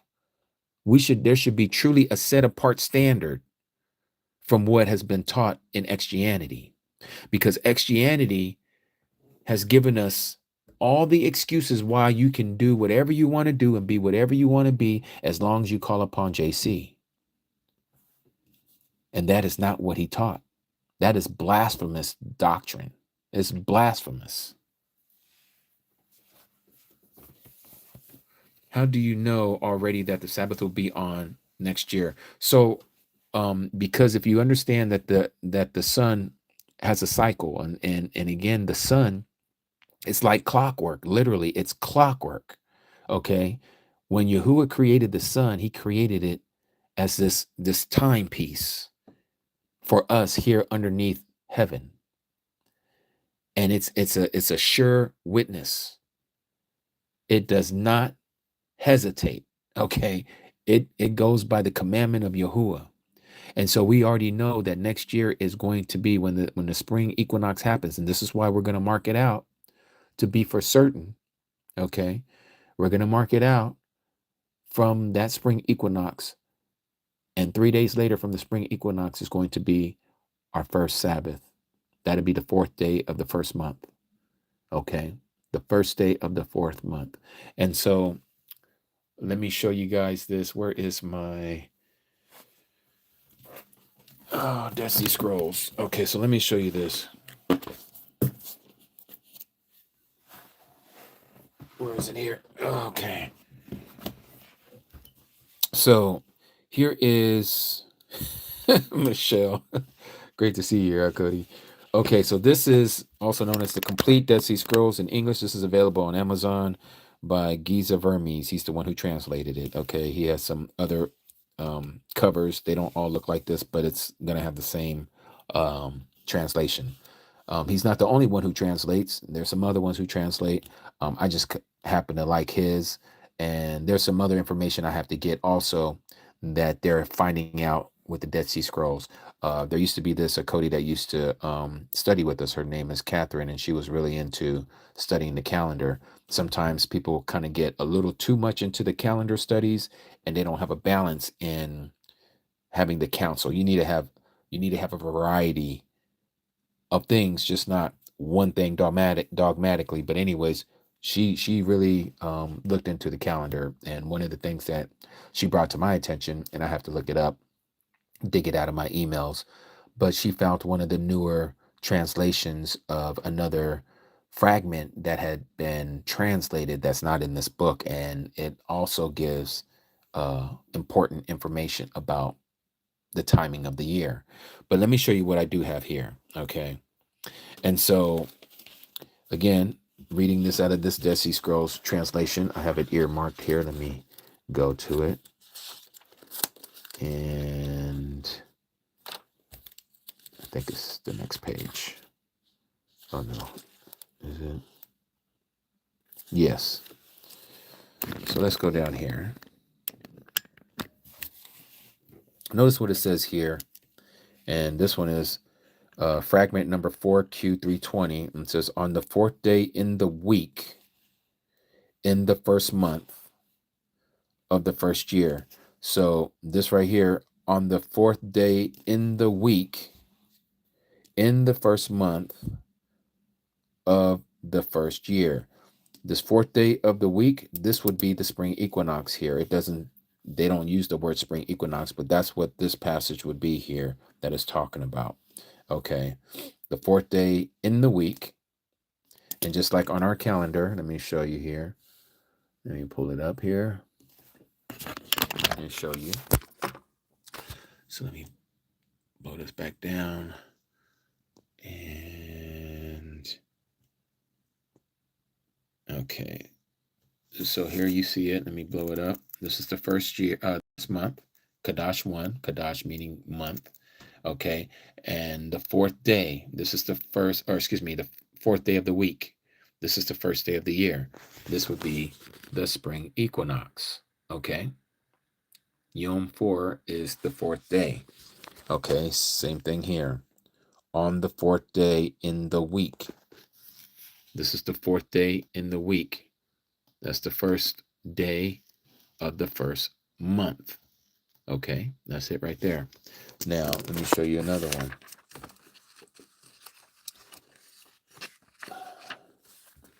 Here is fragment number 4Q400. To the Master, Song of the Holocaust of the first Sabbath on the 4th of the first month. Notice how it says the first Sabbath is on the fourth day of the fourth month. Again, this is the first month. Fourth day of the first month is the first Sabbath of the year, Shabbat. So from the spring equinox, you count 4 days after the spring equinox, you're always going to have your Shabbat. Okay, so now let's go ahead and look at this. I'm going to ask the question here on Bing. I'm doing this with one hand, so excuse me. When is the spring equinox 2026? Okay, so you can see it right there. Spring equinox 2026. I'm just going to click on that. There it already tells you it's going to be March 20th, 2026, right? Now, I'm going to pull this up on my calendar. March 20th is what they said. Let's see how this lines up. And it's going to be the same as our calendar, but let's see here. So right now we're in December. And we're going to go January, February, March. March 20th, they have it right here.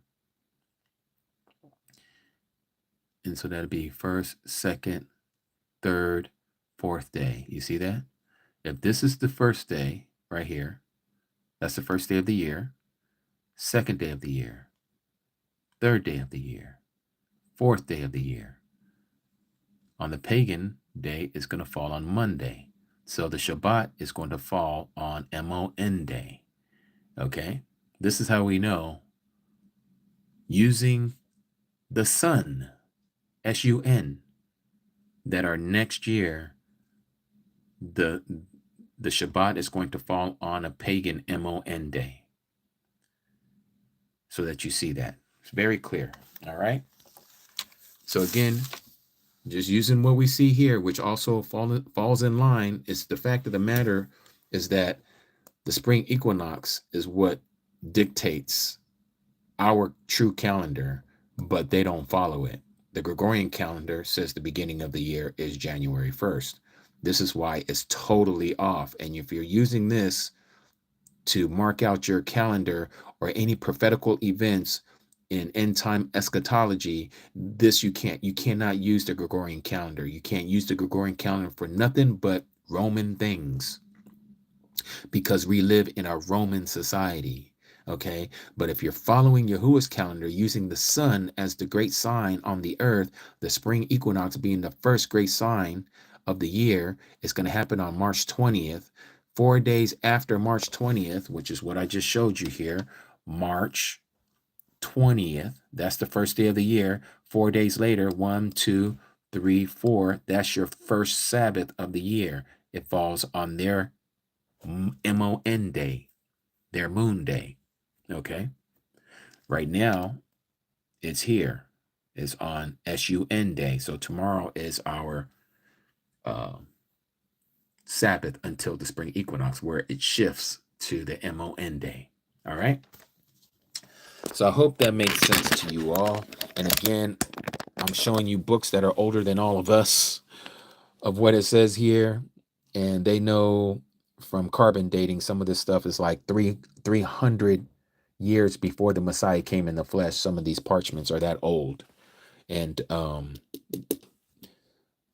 this was found in their writings, in those vases that were hidden in those caves in the Dead Sea area, and hence how they got the name Dead Sea Scrolls. So again, they follow the same calendar that we read about in the book of Enoch, chapter 72, and Jubilees, chapter 2 and chapter 6. Okay. And this is why we know we're not supposed to be using the moon. All right. 2 things. They're both found in the book of Jubilees. Okay, so you can't use the moon. You cannot use the moon. I cannot emphasize that enough, even though there's people who are still going to say, well, my scripture says we're supposed to be looking for the new moon. No, that was written in there. If you go back and you look at it in the Hebrew, you will not find it saying the moon. It doesn't say moon. It doesn't say Rosh Yurak. It says Rosh Kadash or Rosh Kodesh, depending on how you want to pronounce it with your vowel points. But it does not say Rosh Yurak. Rosh Yurak would be new moon or head of the moon. Okay, to be specific, it doesn't say that. Now, I showed this earlier, and I'm going to show it again. Now we're going to also go into chapter 6 of the book of Jubilees. And it says, and on the fourth day he created the sun. I read this earlier, and the moon and the stars, and he set them in the firmament of the heaven to give light upon all the Arats and to rule over the day and the night and to divide the light from the darkness. And Alua Elohim, the mighty one, appointed the sun to be a great sign on the earth. For what? For days and for Sabbaths. So the sun was appointed for Sabbaths.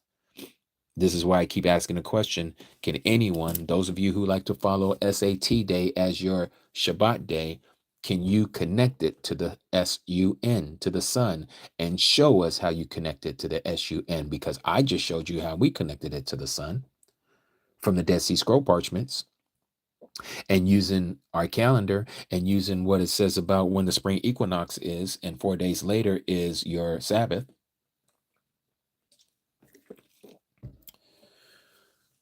So again, this is why we're to use the sun and not the moon. So now if we go to chapter 6, it says the same thing. Well, not the same thing, but it tells you why you're not supposed to use the sun, the moon. So let me show you that. Here in Jubilees chapter 6, again, for those of you who believe that this is not canonical, that it's not been agreed to or approved by the so-called officials of those who are in Christendom to say, well, these books are canonized and these are not. Well, look, here in the book of Jubilees, chapter 6, verse 36 says this, for there will be those who will surely make observations of the moon. To say observations meaning that you're looking at the phases of the moon. That's the only reason why you're looking at the moon. Not to say, oh, it's a beautiful moon up there. No, these are people who are reading the phases of the moon, and they're saying that we follow the moon for our calendar. That's what it's talking about here, because this whole chapter 6, is talking about the importance of the Sabbath and the importance of how you are to keep the Sabbath. And then there are people who are going to be erroneously following the wrong Sabbath because they're following the moon instead of the SUN. I just showed you in chapter 2, verse 9, that again, the sun is to be a great sign on the earth for days and for Sabbaths and for months and for feasts and for years. So how in the world is the moon, for those of you who are following the moon, how is that supposed to keep you in alignment with Yahuah's timepiece if you're following it? As it says here in verse 36, for there will be those who will surely make observations of the moon, how it disturbs the seasons. Not that it's in harmony with the seasons. It's not in harmony with the season. It disturbs the seasons and comes in from year to year 10 days too soon. Why 10 days? Because we're told to keep a 364-day calendar only, which is what it says here, so that they will not make the year 364 days only. And for this reason, they will go wrong as to the new months, not moons. You can't have new moons when we just established here in verse 36 that you cannot be making observations of the moon. So you can't be over here making observations of the moon to say you have a new moon. Why? Because there is no such thing as a new moon. Rosh Kadash does not mean Rosh Yurak. Rosh Yurak is new moon, but there is no two words together anywhere in the script.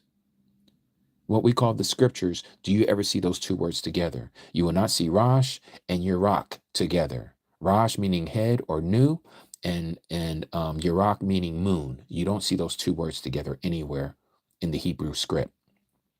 So that was added by the translators because there were people of our ancestors, of our lineage, that were in Babylon back in the 500 BC era when Nebuchadnezzar took the house of Yahudah or the kingdom of Judah, and took them over into Babylon, into captivity. And that's where they learned the ways of the heathens. That's where they learned the ways of the Babylonians. And that's when they started calling him Adonai, and they started using the Hebrew script of what we call modern block lettering Hebrew writings. This is when they started calling him Baal with Lord. This is when they started using Babylonian calendar with the moon, the lunar months and the lunar cycle and the lunar calendar. This is where they picked it all up, and they started naming the months, and one of the months they called Tammuz. This all came from Babylon, and we know who Tammuz is. Tammuz is the son of Nimrod. Okay, so all of this crept in to our belief system with our ancestors during the times of Jeremiah and Daniel. Okay, this is when all this stuff happened with Esdras. All of this happened while they were in captivity in Babylon. But there was always a remnant that didn't bow the knee down to Baal. And Daniel, Shadrach, Meshach, and Abednego, they were one. They were those that were not like that. Esdras was one that was not like that. Jeremiah was one who was not like that. Ezekiel was one who was not like that. And they were all in the time of their captivity over there in Babylon, in their writings in what we call the Old Testament or the Tanakh. And so now Yahuah has revealed once again, restoring his calendar to his people, because he's getting ready to come back for a bride without spot or wrinkle or any blemishes. And so there's only going to be a few of us who are going to have ears to hear, and eyes to see. The rest of you who don't have eyes to see and ears to hear, you're going to be sent into the delusion. You're going to believe the lie, whatever that lie may be, because you are not lining up with the truth, nor do you have love for the truth. And this is where we get into all of this persecution from other people about people saying, oh, the sacred namers, or those who follow the solar calendar. Well, that's what they also say about the Gregorian calendar is a solar calendar, but we don't follow their calendar. There's a lot of so-called solar calendars. There's a lot of so-called lunar calendars, just like there's a lot of interpretations of the scripture, but there's only one interpretation.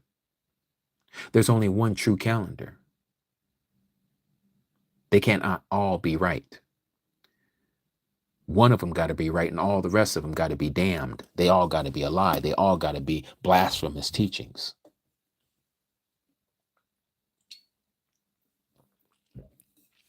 And so again, the moon will come in 10 days early. Why? Because the moon cycle is 354 days. 354. And what we know as the solar cycle, or the solar calendar that we're supposed to be following, is 364 days. So exactly what it says here, that it will come in 10 days too soon.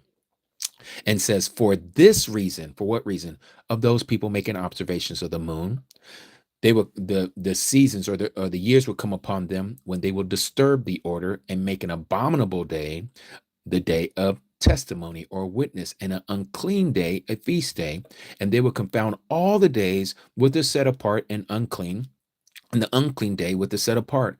And for they will go wrong as to the months and Sabbaths and feasts and jubilees. Why? Because they're making observations of the moon. And you can't tell these people nothing. They will still argue with you, debate you up and down how you are supposed to use the moon. And they'll give you all this stuff, and they think they're right because they're talking about, well, look, the phases of the moon changes every 7 days. Yes, that's true. But that doesn't mean that you're supposed to follow it. I truly believe Yahuah put the moon up there as a test. I really do. I believe he put it up there to see how many of us will literally gaze up at that moon and allow the moon to dictate our days, when it clearly says in the book of Jubilees, and we see it in inferences all throughout the scriptures of what is called the Old Testament, the Tanakh, that it is the sun, the sun, that dictates our days. And he says that he is light, and he created this artificial light called the sun to measure out our days and our weeks and our months, and to locate our Sabbaths, and to locate the appointed times of the year. But nope, we want to do what all the rabbis are doing because supposedly the rabbis know what they're talking about, right? No, the majority don't rule in this kind of sense. The majority is usually wrong because the majority, if we're all a byproduct of sin and they're not following the truth, then what do you think is going to be the way that they're going to judge things by?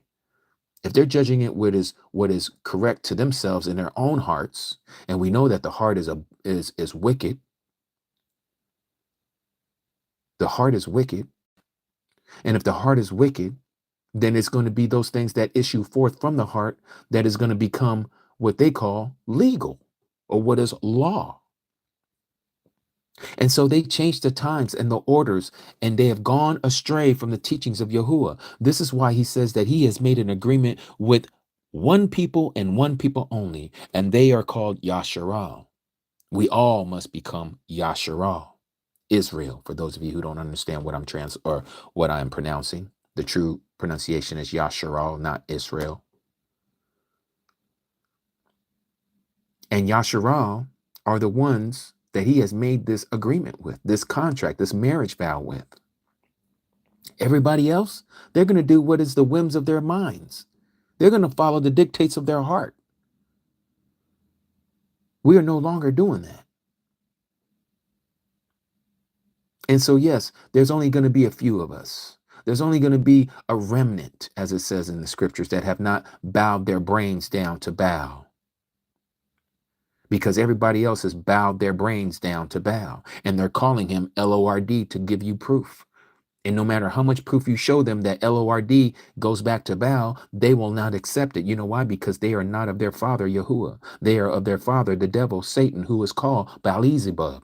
He is Baal. He is Belial.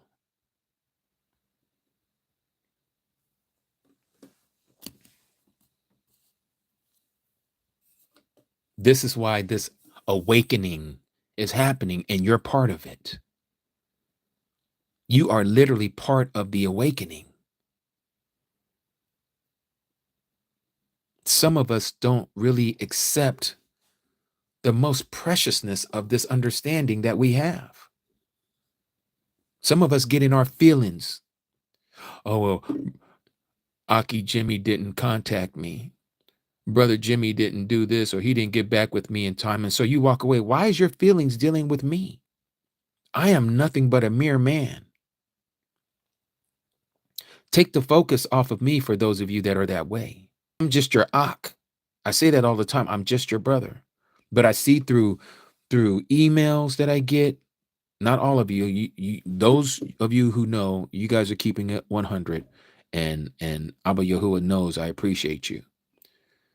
But there are those that almost treat me like I'm celebrity status, and I'm not about none of that. I'm not about none of it. The only one who's to be celebrated here, which is what a celebrity is Yahusha. He's the only one to be celebrated. And when you celebrate something, you're worshiping it. This is why people don't really realize that when they celebrate Xmas and they celebrate New Year's and all this other mess, you're worshiping it. And you don't understand who you're worshiping because you didn't get that from Yahuah. You got it from Satan. Satan gave you these throw-off, knockoff days, these swamp meat Louie days. You don't want to keep the authentic days because you like the way the world celebrates Xmas. And it makes you feel all fuzzy and warm inside. And it's always for the children. When are you going to break away and remove that curse off of your family and your life by doing what Yahuah has called you to do and stop doing the things of the heathens, the pagans? And you give yourself the reason why you're going to continue doing the things of the pagans. I have no time for it. I really don't. I really don't. And I'm not saying that in a rude way. I'm just saying this, that again, there are some of us who are weak in the flesh. I get that. We all have something that we're weak at. Okay. We all struggle with things. But what you don't do is you give up. You don't give up. You got to be strong. You got to stand up and you got to walk this walk out. Nobody can get you to the finish line. Yes, we're here to help one another, but nobody can do it for you. This is why we congregate together, because we don't have no brick and mortar place that we can go into every worship day, which would be our Shabbat or our appointed times, and be able to see each other and love on each other like the Extions do. We don't. This is why the Messiah has given us the promise that he shall not leave us as orphans, because he already foreknew our walk will be one that is lonely. Not many are called to this walk. Your own family members. That's why he says, he tells us all this before it happens. Some of you are going to be hated by your own family members. Your enemies will be of your own household. They will not accept this true doctrine. And they'll joke around and call you the Scrooge because you won't do Xmas. They'll call you the Grinch because you done stole Xmas from your children. And they're all up in your children's ears and giving them the look. And now your kids are giving you the look. Why? Because they've already been Babylonianized. They've been brainwashed to think that Xmas is something that is not nefarious and that it's okay to do. It is demonic worship. It's demonic celebration. And this is why it's so clear in scripture. You can't serve two masters at the same time. You just can't. You're either going to serve Yahuah and you're going to hate the devil, right? Or you're going to love Yahuah and you're going to despise the enemy, the devil. But you can't serve both. You can't serve both. And Christianity allows you to serve both. Christianity allows you to have your cake and eat it too. Christianity allows you to do these pagan rituals and call it holidays.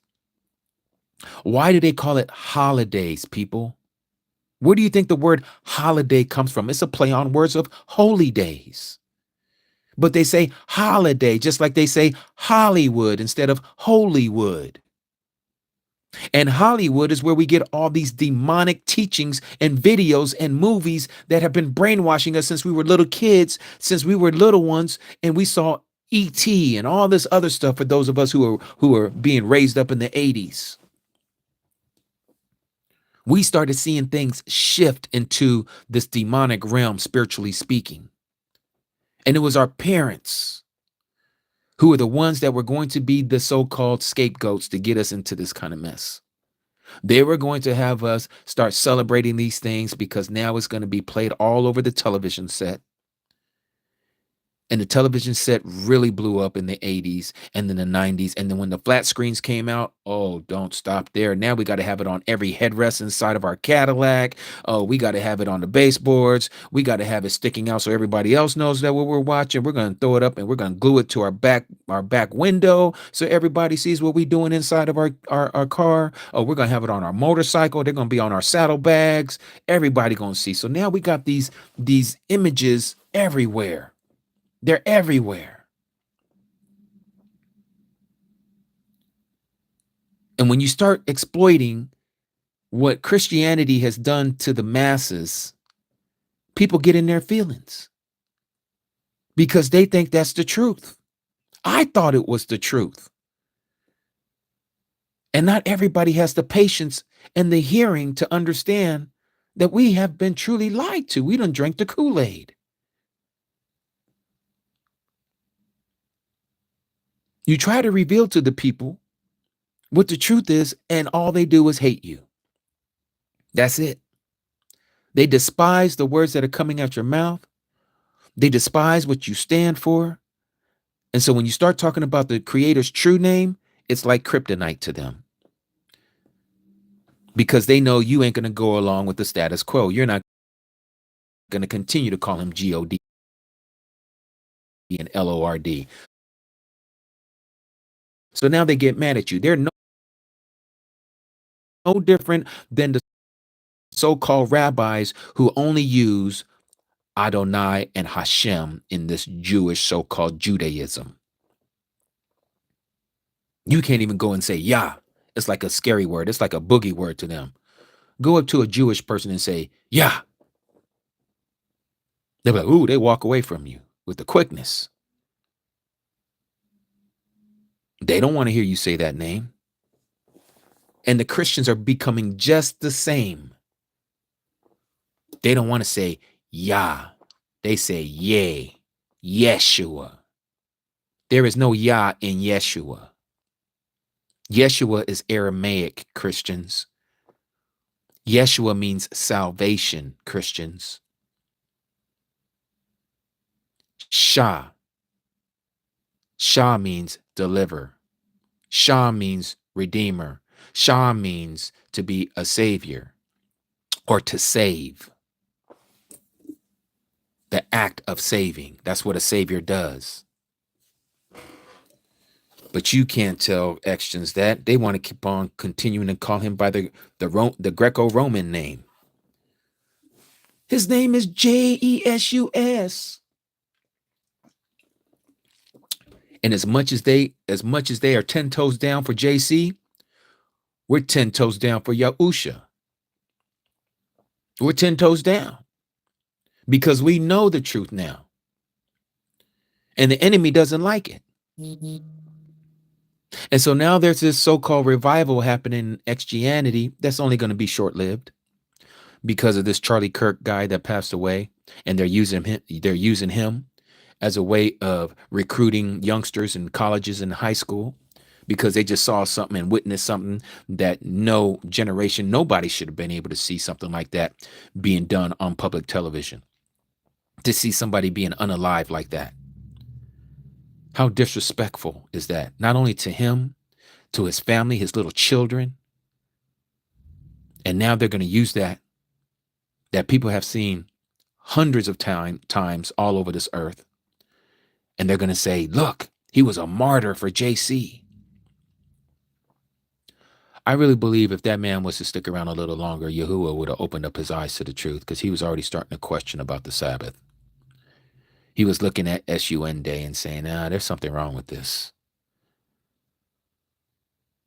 But again, Yahuah is going to deal with each one individually. And not everybody has been given the eyes to see. And this is just the dogmatic truth about the truth. Yahuah is the one who did the choosing. You have an issue. You don't like what you're hearing coming out of my mouth. You don't like what I'm reading, even though I'm coming straight out the book. Your issue is not with me. Your issue is with the one who created you, and you don't want to line up with it for whatever the reason. Be it Xmas, be it just what Christianity is, be it that you love the name JC. Maybe you like the image of JC. You like him to be blonde hair, blue-eyed, and he's a Caucasian and not one with the woolly hair and afro and has dark melanated skin. Whatever your issue is, it's your issue. It's not the rest of our issues. There's a difference between waking up and understanding a ritual that they call a revival. You can have a revival all you want. What are you reviving? The traditions of Christianity? Because that's what's happening right now.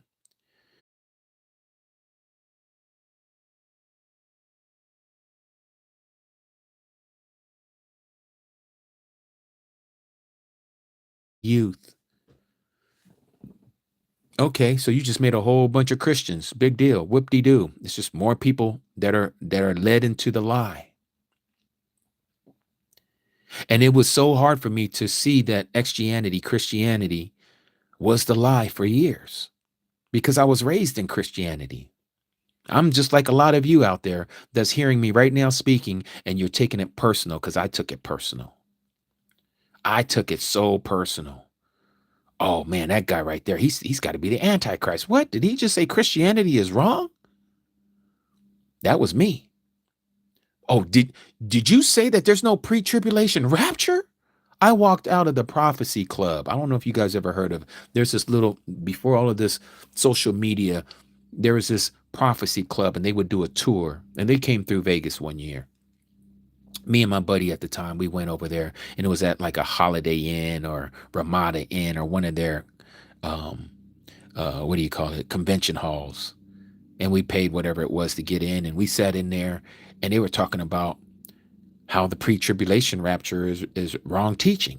Well, at that time, that was my understanding, was that there was a pre-tribulation rapture, that JC can come at any time, imminent. That's the word they like to use. The rapture is imminent. It can happen at any moment. There's no sign that says that this has to happen before the rapture, which is false. But I didn't know that at the time. And so I made a big spectacle. I literally stood up in the middle of the convention. I said, "Come on, Brother David, we out here, man. This man don't know what he's talking about." And they looked at me like, "Who is this guy standing up like that?" Because that's the way I was. I was just bold like that. I just was bold. Like I just did not like hearing false doctrine, what I thought was false doctrine. And I walked out, not knowing I was the one that was wrong. He had to show me. It was like, I can't remember from that time. But let me show you what opened up my eyes when I realized there was no such thing as a pre-tribulation rapture as I was taught. There is a pre-tribulation rapture, but it is not the way that has been taught through Christianity. In Christian, 144,000 are not 144,000 evangelists as Christianity teaches, that is going to pop up after the so-called church is gone and the 7-year tribulation starts, and the 144,000 are evangelists of these Jewish folks that are going to be out there, and they're virgins on top of that, and they're going to be the ones that are going to be preaching the so-called gospel of JC. That's not what it says, and nor is that what it's meant to be. But that's what we've been taught. But this is what opened up my eyes to the pre-trib rapture being false. Now, these are the little things that Yahuah started doing with me in my early walk, when I started reading the scriptures for myself and not allowing people to read for me and telling me what the truth is. So Matthew chapter 24, let's go there. Matthew chapter 24, this is the part that got me. And I remember I clutched my chest like I had a heart attack. Like, what? My eyes were open for the first time, instead of like, what? As my Aki Al, for those of you who know who I'm talking about, mine was more like a quick, what? It almost brought me down to my knees. But this is the part that got me. Right here. Verse 29 of chapter 24. And immediately after the distress, your translation will say, after the tribulation of those days, the sun shall be darkened, and the moon shall not give its light, and the stars shall fall from the heaven, and the powers of the heaven shall be shaken. And then the sign of the Son of Adam shall appear in the heaven. And then all of the tribes of the earth shall mourn, and they shall see the Son of Adam coming on the clouds of the Shama of the heaven with power and much esteem. And he shall send his messengers with a great sound of a trumpet. There's your last trumpet. The last trumpet is the seventh trumpet. It's the same trumpet. It's the same exact trumpet that the dead in the Messiah shall hear and shall rise first. And then those of us who are alive shall be changed in a twinkling of an eye, and we shall be caught up into the Shama to be with the Messiah forever and ever. That's that trumpet. But when does it happen? Immediately after the tribulation of those days. And I remember clutching my heart like I had a heart attack. What? How come I didn't notice this before? Why didn't it make sense before and it makes sense now? Because it wasn't time for my eyes to see it. The Ruach HaKodesh gave me eyes to see it for the first time in my life. And it blew me away. And it started lining up with everything else. That word right there, trumpet. I started doing a little word study on the trumpet in the New Testament, where it talks about how the dead and the Messiah are going to rise up. And so I went to 1 Corinthians chapter 15. Let's go there right now. Let's look at this word trumpet, how it appears there as well. Notice what it says. Let me prop this up. Again, this is the lies of the enemy. And this is why Christianity is a fraud. It's a lie. Verse 50. chapter 15 of 1 Corinthians. 1 Corinthians 15, verse 50. And this I say, brethren, that flesh and blood is unable to inherit or to receive the reign, the kingdom of Yahuah Elohim, the mighty of mighty ones. Yours will say the pagan word God. Neither does corruption, which is what our bodies are, inherit incorruption, which is the new body that we're going to get. So he goes on and says, see, I speak a secret. Yours may say mystery to you. A hidden truth is what a mystery is. A hidden truth that has to be revealed. We shall not all sleep, or we shall not all be unalived, but we shall all be changed. That word right there, changed, I believe it's metamorphosis in the Greek. Let's look it up. Just like how a caterpillar changes into what we know as a butterfly, a beautiful butterfly. Let me open up my eSword. Sandra, I'm in 1 Corinthians chapter 15, and we just read chapter 50. Oh, no, chapter 51. I mean, verse 51, excuse me. Chapter 15, verse 51. And I'm going to look up that word real quick. I believe it's metamorphosis. Let's look at it here. We shall be changed. Nope, that word there is alasso, to make different. Alasso.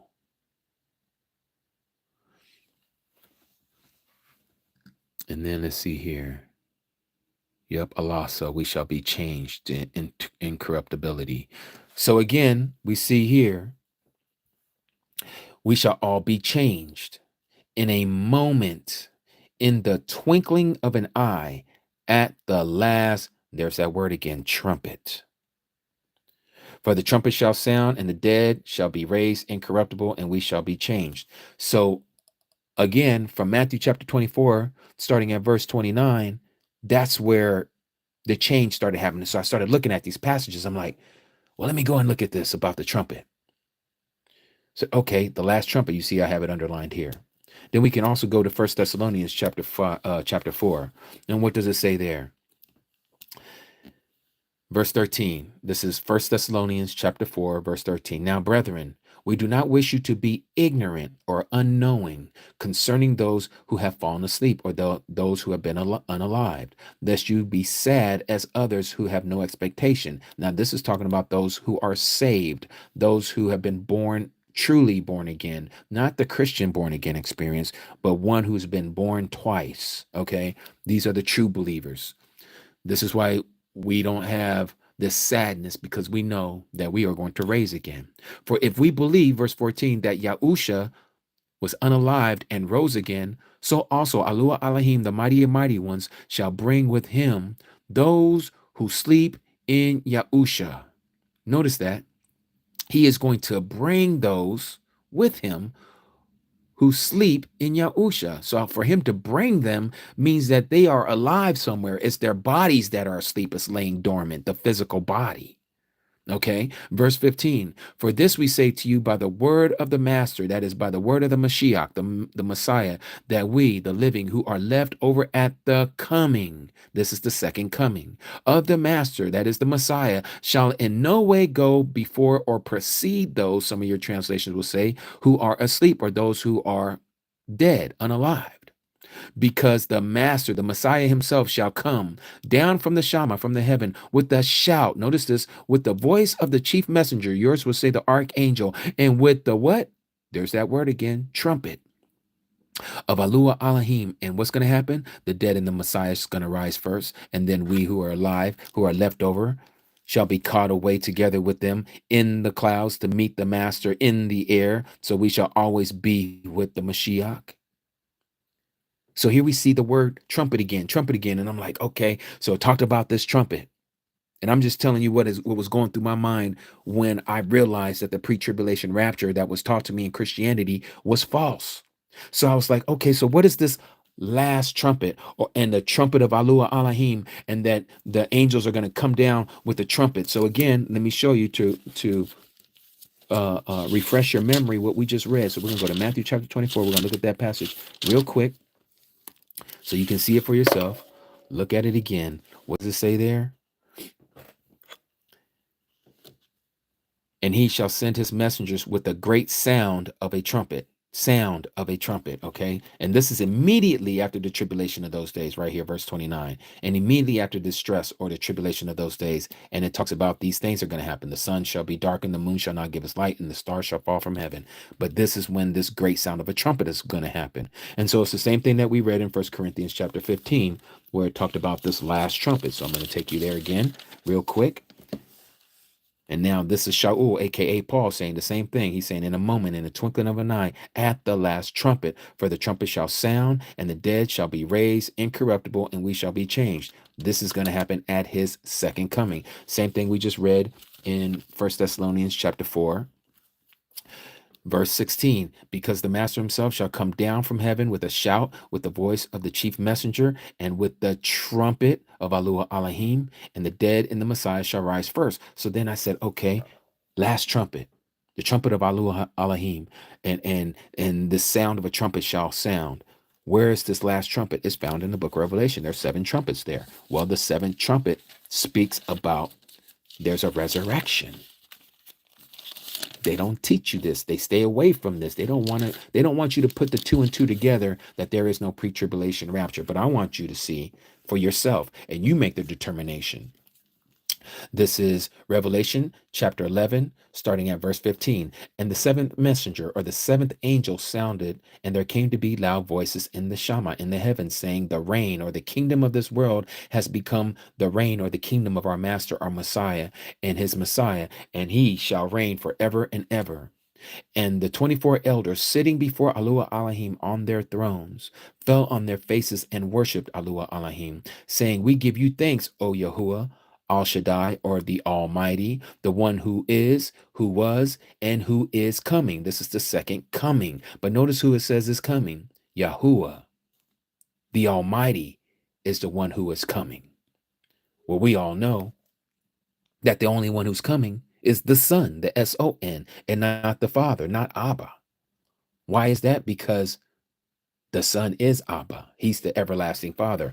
Isaiah chapter 9, verse 6. But anyways, let's continue. So it goes on and says this, and it says, and we give you thanks, O Yahuah Al Shaddai, who is, who was, and who is coming, because you have taken your great power and reigned, and the nations were enraged. This part right here, this is what we know as the battle of Armageddon. That's going to happen. And your wrath has come, his anger has come, and the time of the dead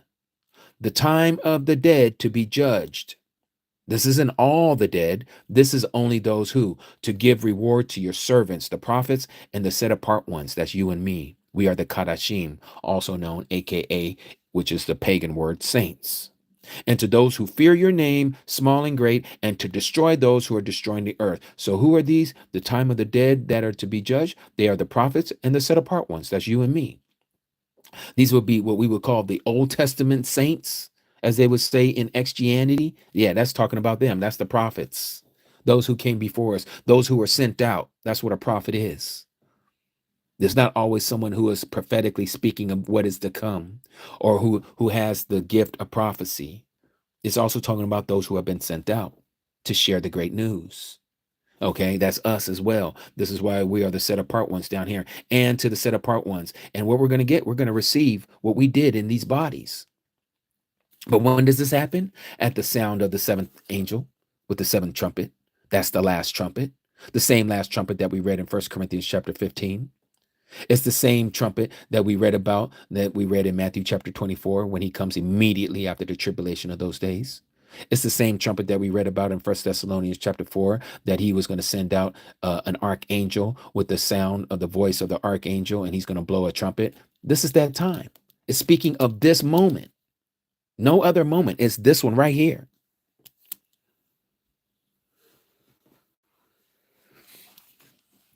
But that was what caused me to see that this pre-tribulation rapture, as we understood it in Christianity, was a lie. And that got me started going into where I am today. And I'm not the only one. Yours might not be in this same direction as mine, but nonetheless, your eyes have been open. And there's only a remnant of us who are going to have our eyes open, as it has been shown in the scriptures. 2/3 of all humanity that has ever been created, 2/3 are destined for the lake of fire. 2/3. You can pretty much do, as they would say, everybody that you see out there outside your window, that you see in a big old, group of people. Just think of it. 2/3 of all those people are destined for the lake of fire.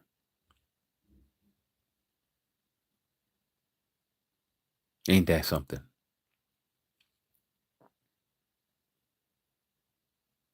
It's amazing.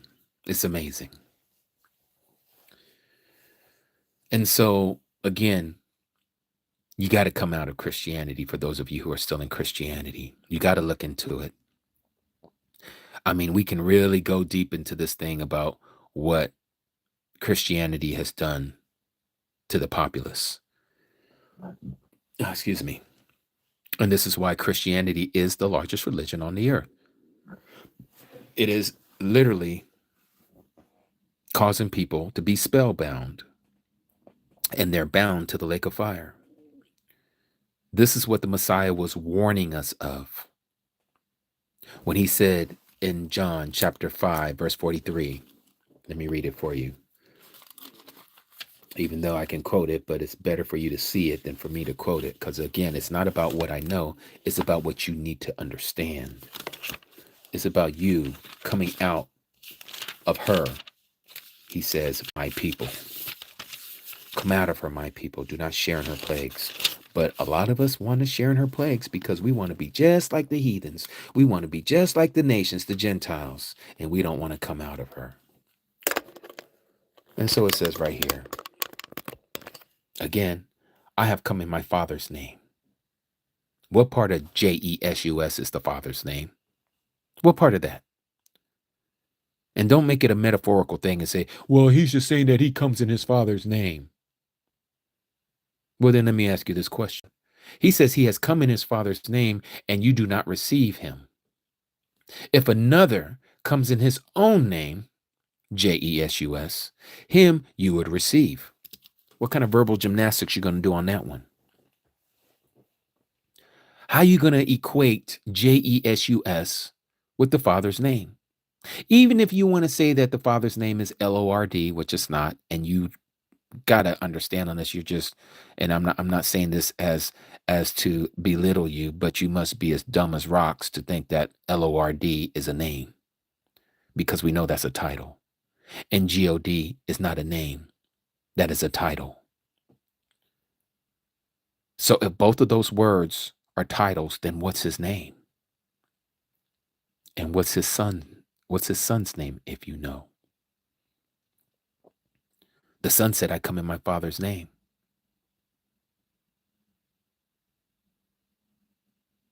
That is not metaphorical speech. All throughout the Tanakh, which has been misdubbed the Old Testament, all you Extians who want to act like you know a little bit of Hebrew like to use words like Jehovah Jireh and Jehovah Nisi. And then you say, what is this? It's equivalent in English. Jehovah Jireh, God will provide. Jehovah Nisi, he shall be my standard. Then when you say the true name, YAHUSHA, well, what does that mean? Oh, it means Jesus. No, it doesn't. How did you just get JESUS out of YAHUSHA? Or if you want to say it in another terminology, Joshua, which is not even his name, or Yeshua, which is not his name, or Yahushua, which is not his name. All of these, again, for people who do not speak English and think that it all means the same, it doesn't. They all have meaning.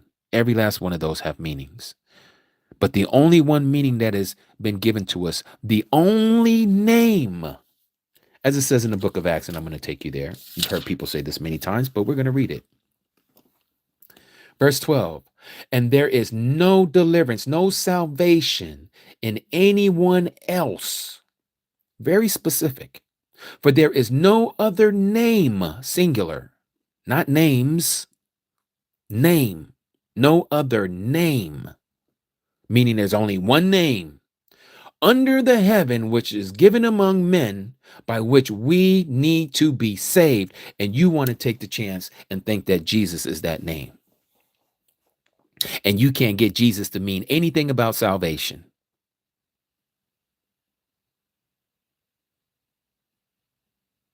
When every name, even in the Greek, has a meaning that is a Greek name. And then you want to turn around and try to make his name or Messiah's name mean like it's meaningless, that we can call him whatever we want, but there is no other name given to men under heaven that we can call upon? Are we going to belittle his name to nothing? That's exactly what it says about the third commandment for those of you who don't know about the 10 commandments, which can be found in Exodus chapter 20, Christians. Because you're not taught it, you just see it placard up on your walls in your churches, or you might have a magnet sticker on your refrigerator, but you don't study it.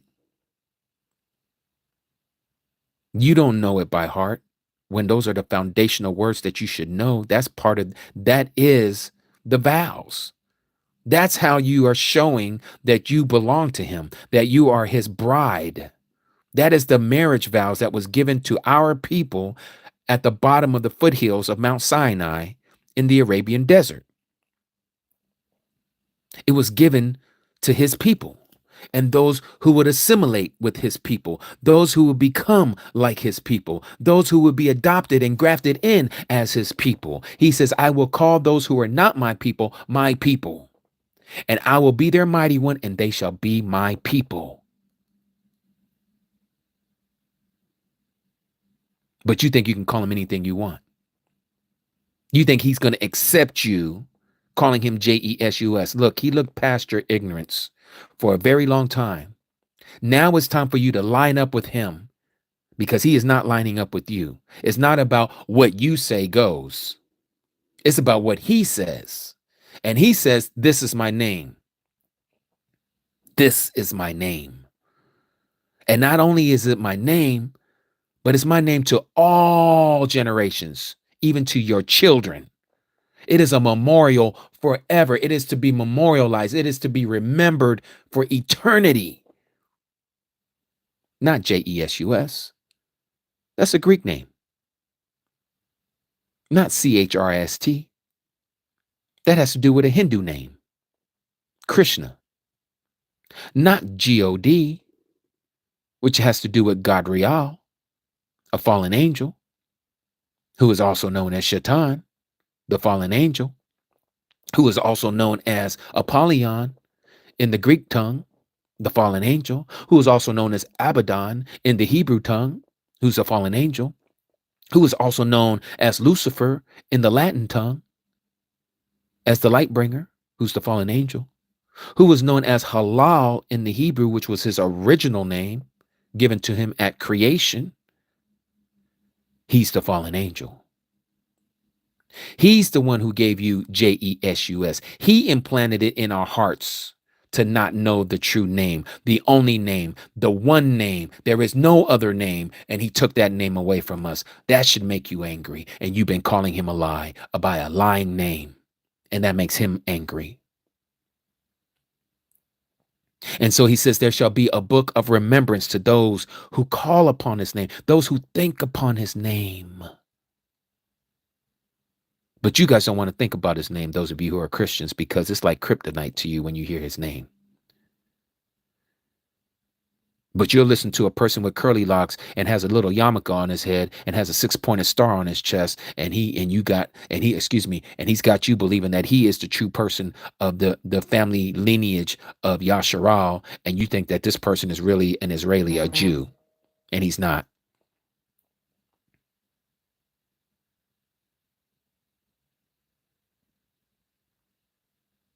Either the scripture is lying or that person is lying that's calling themselves a Jew.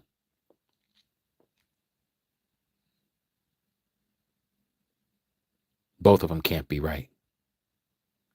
But we know that our Creator is not a liar. He's not a man that he should lie. But that's what a lot of us have done with him. We've made his name into literally nothing, the third commandment. In the King James Version, let me show you the difference. This is why translations are so important. And there's people out there, and let me say this, there are those who go to these seminary schools and they're being taught that the King James Version is the best version of translations. And I had somebody send me a passage. We're going to look at it here in a second. But let me show you why translations are so important. Let's go to Exodus chapter 20 in the King James Version. That's where I'm going to be reading right now to see this. And those of you who's with me, I ask for your patience because you guys heard me say this one too many times, but there are people that are new here to the channel and we need to reach out to those so that they can understand this too. Thank you. I appreciate you.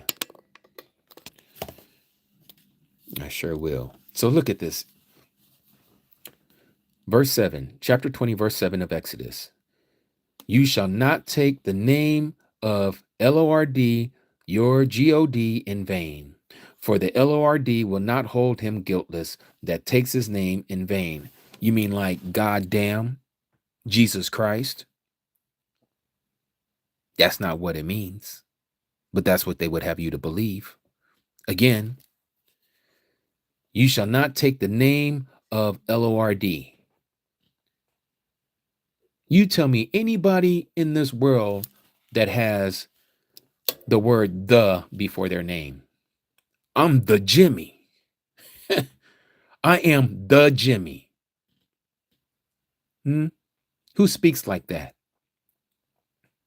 Even the Creator doesn't speak that way.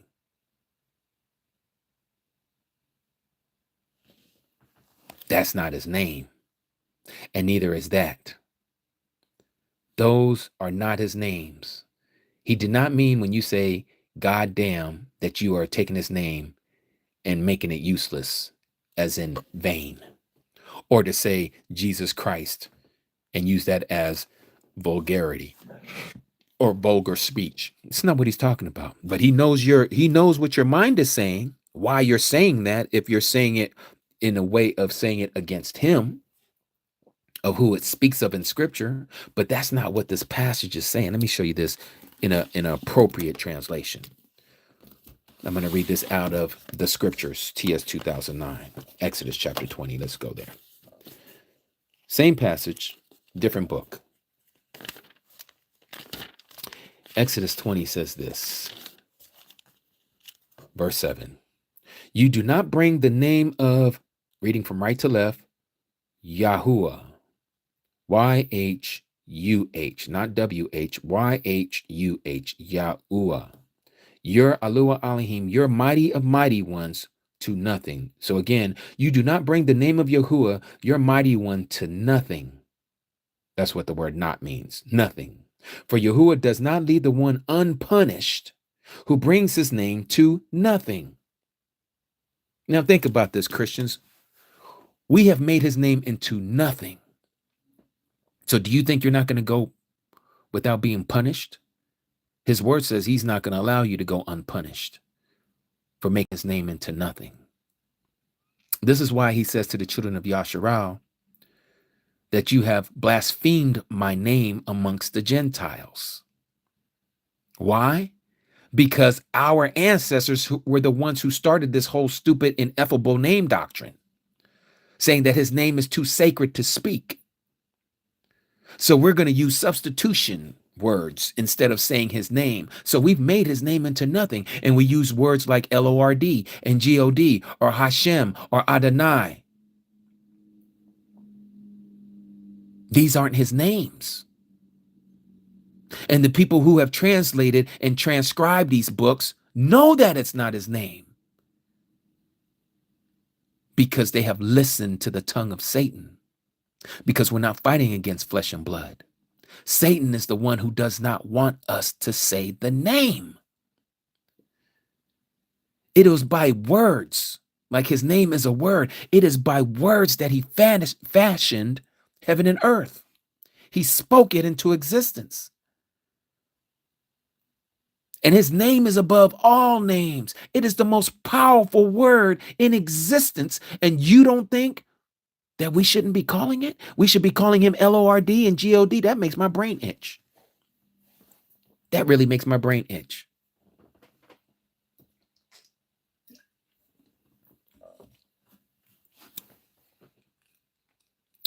His name is beautiful. His name is wonderful. But if you're just going to make his name into nothing, you're not going to go not unpunished. You're going to get punished for that. This is why he says, all who call upon the name of Yahuah shall be saved. Not all who call upon the name of the Lord. Again, who goes around calling themselves with the letter or with the word the before their name, except for people who are just full of themselves?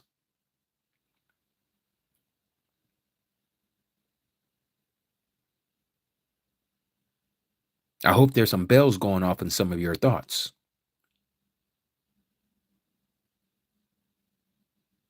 I hope you understand the importance of his name. And these are just a few things that Christianity has brushed under the rug and doesn't want to bring it to light. And they keep doing it.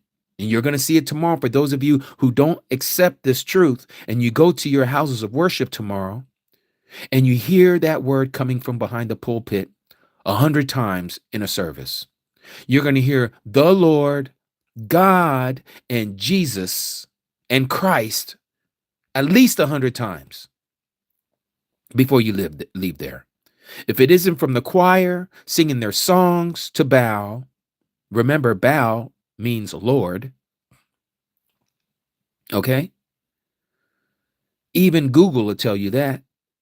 You don't even have to open up the book to Jeremiah chapter 23, verse 27, and then open up your Strongs and look at the word bow to see where it comes from, or the word Lord. And you'll see bow comes from the word Lord and Lord from the word bow. But you're still going to use it anyways because you're just a person who is so used to being a creature of habit that you're going to just keep calling him God and Lord until you're blue in the face. And what really, if there's anything that I can say, and this is just my opinion, what boggles my mind is those of us who came into the truth. And I'm not saying somebody, because there's a transitional period when you start to come into this truth because you want to line up with Yahuah. You want to do what pleases him. The last thing you want to do is continue to call him by a name that he doesn't want you to call him by. And so it might take you a couple of months. It might take you 6 months. It might take you a year. But you should see some progress of you not using that name as much. But there's some of you I'll have conversations with, and it just comes out of your breath, out of your mouth like you're breathing. And again, it's not to me, but it shows me that you're not taking this walk serious. For you to be able to continue to use those names as it's nothing. Maybe because you're still reading out of books that are still using God and Lord, so you keep ingraining it back into your brain when you know you're not supposed to be using it, but because you're a creature of returning to your vomit, you're going to pick up those names again. And you're going to start calling our Creator that name again, even after you have been given the enlightenment not to call him that.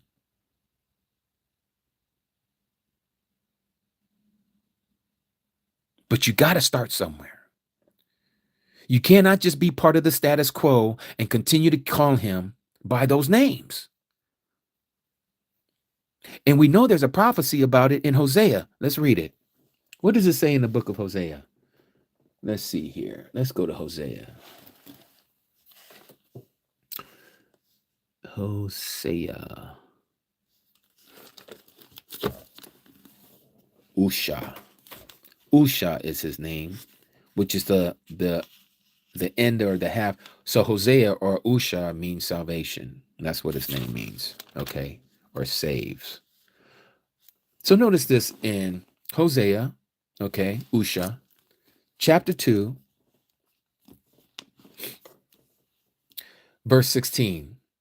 And it shall be in that day, declares Yahuah, that you call me my husband, Aish, Aish, and no longer call me my Baal or Baal-e, Baal-e, okay? And I shall remove the names, you mean like God and Lord, Jesus Christ, of the Baals from her mouth. Who is her? Us. We're his bride. We're the feminine. And they shall no more be remembered by their name. So why don't you just remove the name out of your brain right now? Remove it. He's going to remove it from you. He's going to remove it from you. But he's only going to remove that from who? Those who have eyes to see and ears to hear. He's already starting the process with us right now. This is why this movement of the name is happening before your very eyes. He is restoring his name just as he's restoring the true Shabbat, just like he's restoring the true calendar, just like he is now restoring the true people of the book.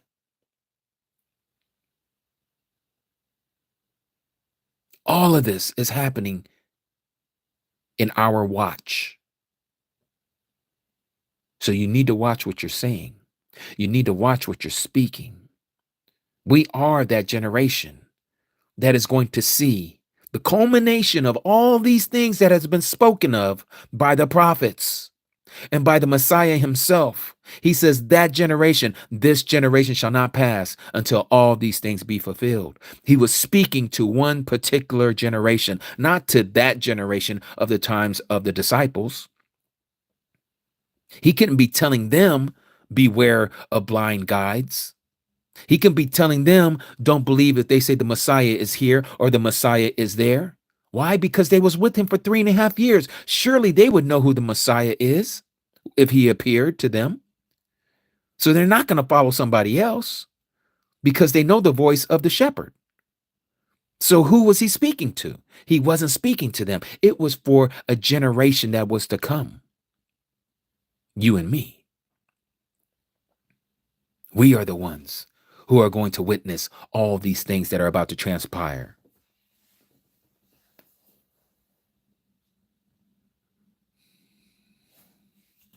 Sandra, this passage that I was just reading is out of Hosea chapter 2, verses 16 and 17. So he's going to remove these names out of our mouth. And for some of us, he's already removed it. Now, I've had somebody ask me the question, well, why do you still say God and Lord if you're not supposed to speak it? Let me take you to why we're saying this. Exodus chapter 23. Let's go there.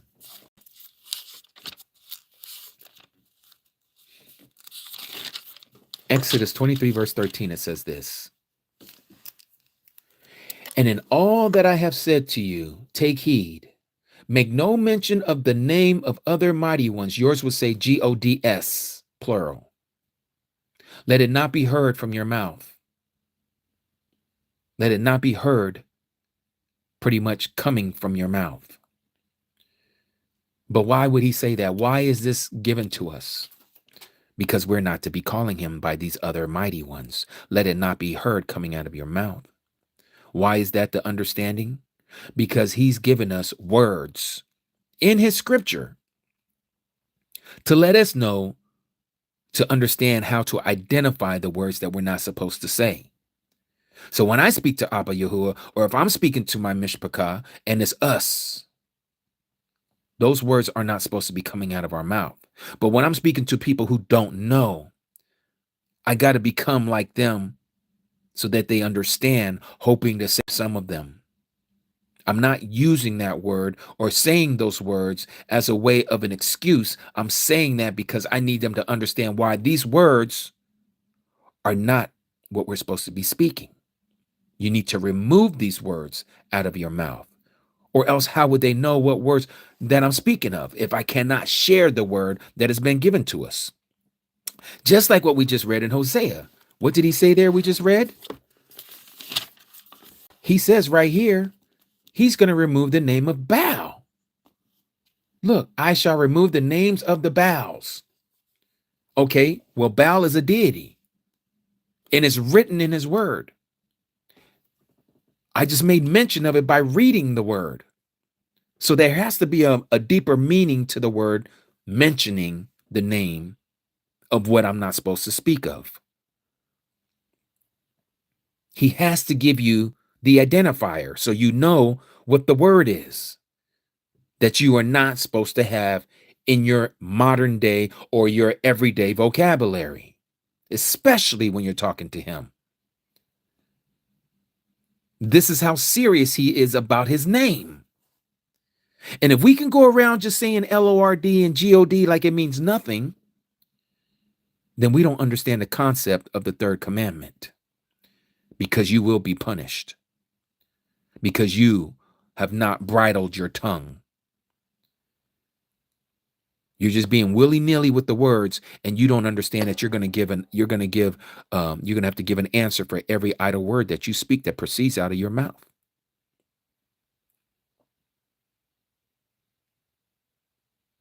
But Christianity will not teach you that, because they use these words on a daily.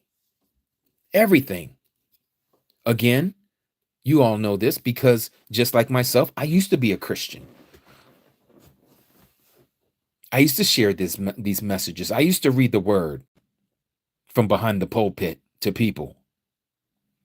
Never questioned it. I thought what I understood was the truth.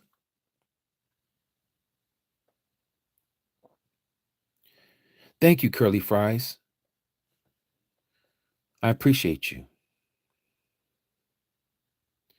So Maverick, so there's people who pronounce it Aman, Amen, Amin, Amin. There's all these different pronunciations. Okay. Well, the same three letters that are used in the Hebrew are the same three letters that are used in the Egyptian language. And they have the same deity by a name of Amun-Ra. Okay, so here I am giving you the identifier of the word so you understand what I'm talking about. Okay. Amun-Ra, the sun god. I don't think it's by coincidence that in the Hebrew tongue that we have the same three letters. The Aleph, the Mem, and the Rosh, or excuse me, and the Nun. A-M-N, okay, which gives us Amen or Amin or Amin. So to stay clear from that, I personally myself and a lot of us here, we say the word in Hebrew for truth, which is Amat, A-M-A-T, Amat, which gives the same pretty much understanding of you agree or that's truth. And so that's why we use that, Maverick. Or you can just, stay clear from it like Stefan, excuse me, and just put so be it. You can say that.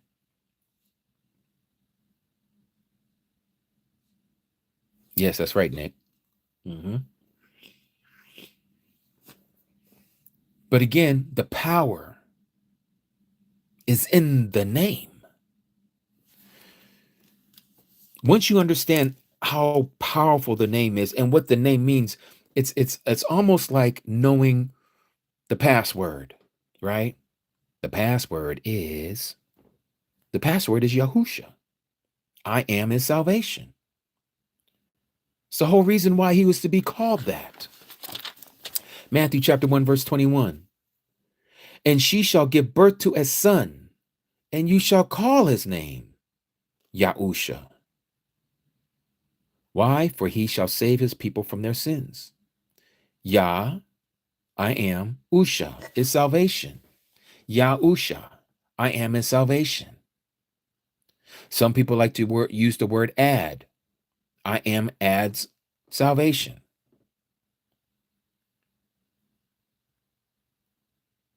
The fact of the matter is Jesus doesn't mean for he shall save his people from their sins, but Yahusha means that.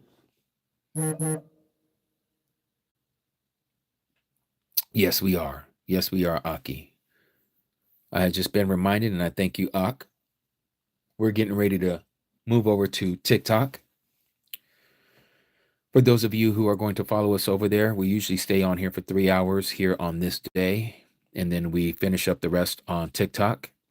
I go by the same name on there, Ambassadors of Yah, on TikTok, for those of you who have the app. And we will have open mic tonight. So for those of you who would like to come up one at a time and share a message or share a comment or a question, whatever it is, or your testimony, we love testimonies. We like to brag and boast on our Abba Yahuah, what he's done for us and how he brought us into the truth.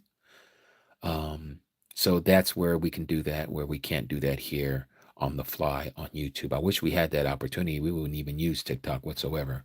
But because I like to hear from you all, and this allows us to be able to fellowship with one another. This is why we go to TT.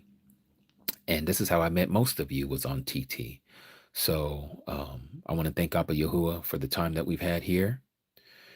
And for those that have come here, we hope that you will follow us onto TT. And yeah, me too. At one time, I thought TikTok was only for teenagers. I thought that was a dance app, like people are learning how to dance like others, mimicking each other's dance. And then I find out for myself, it has nothing to do with that. It can be used in myriads of ways. People use it for their business and everything else. They had me thinking it was a teenager's app. And I put in Yahuah one day in the search engine when I first got TikTok. And out popped all these people who were following Yahuah. And I'm like, what? From all over the world. Had no idea. But since then, 2 years later now, here we are. And we're still staying strong. I can't wait to meet many of you coming up here during our Abba's days of worship and assembling together for his appointed times. Is going to be so wonderful, and a barak or a barakah, a blessing. So with that being said, let's palal, do the Aaronic barakah, and close out, and hope to see many of you on TikTok. Heavenly Abba Yahuah, Tuda Atah for all that you do, O Yah, opening up our eyes, and for those who came here to hear your truth. Abba, we ask that the seeds that have been planted in a lot of their hearts may flourish, that it may germinate and bring forth some 30, some 60, some 100-fold return unto you, O Abba Yahuah, according to your name and to your pleasure, O Yah. For it is you who adds to us and to the body as you see fit daily. Abba, we ask that you forgive us for our shortcomings, our transgressions that we've committed before you. Abba, we hope that you will help us to be mindful of those things that we have done before you, that you help us to remove it so that we don't do it again. Help us to become more stronger in your ruach, in your spirit. Help us, O Abba, to open up the book not only during the times that we have lives, but also throughout the week, O Yah, so that we may be nourished by your word, for we shall all be fed by every word that proceeds out of the mouth of you. Abba, we also pull off for all of our friends and our family members who don't see what we see. Help us to be patient with them. Help us to be long-suffering as you were with us, and to show the same mercy that you showed us mercy, O Abba, when we were walking in lawlessness, when we were walking in Christianity, or whatever the walk was before we knew you. We give you all praise, honor, and esteem, O Abba. All these things we ask in the mighty name of your Bane, your Son, Yahusha, the Messiah, the only name that we can call upon, the name that is above every name. It's in his most precious name we palal, Yahusha. Hallelujah, Yahuah, Hallelujah, Yahuah, and Hallelujah, Yahuah. Amat. Rumamu Yahuah. All right, so now with that being said, Mishpachah, we are going to get ready to head over to TikTok. But before we do, we are going to do the Aaronic Barakah here in Numbers chapter 6. Let me do that real quick. Numbers chapter 6, and it reads, as soon as I get it open here. Here we go. Verse 22.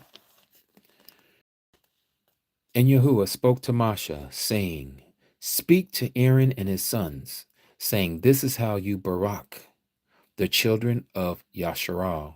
Say to them, Yahuah barak you and guard you. Yahuah make his face shine upon you and show favor to you. Yahuah lift up his face upon you and give you shalom. Thus they shall put my name on the children of Yasharal, and I myself shall barak them. Hallelujah. Yahuah.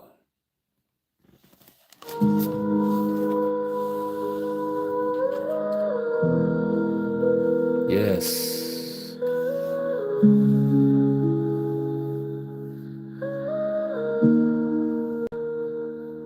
May Yahuah bless you and keep you. Hallelujah. Yahuah. May he make his face shine upon you and be gracious to you. May he lift up his countenance upon you and give you shalom.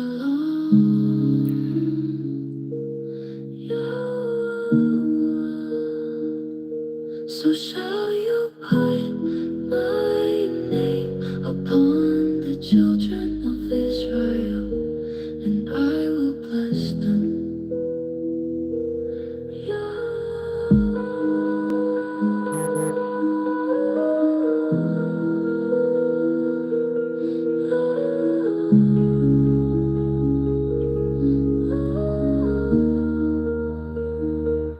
May Yahuah bless you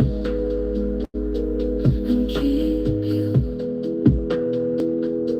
May he make his face shine upon you and be gracious to you. May he lift up his countenance upon you and give you shalom.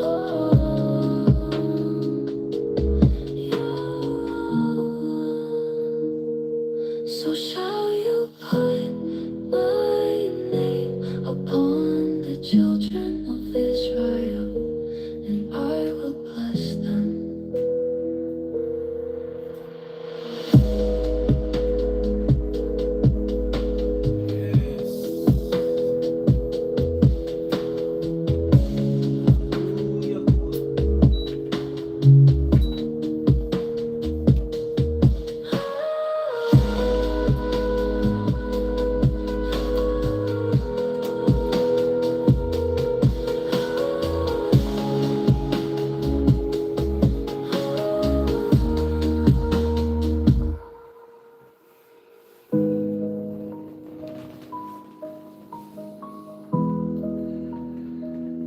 This song is by Tribe Song, one word, Tribesong, and it's called The Priestly Blessing. May Yahuah bless you and keep you. May he make his face shine upon you and be gracious to you. May he lift up his countenance upon you and give you shalom. Yahuah. So shall you put My name upon the children of Yasharal, and I barak them. Ooh. All right, Mishpachah and guests, we appreciate you coming through. Hope to see you over on TikTok.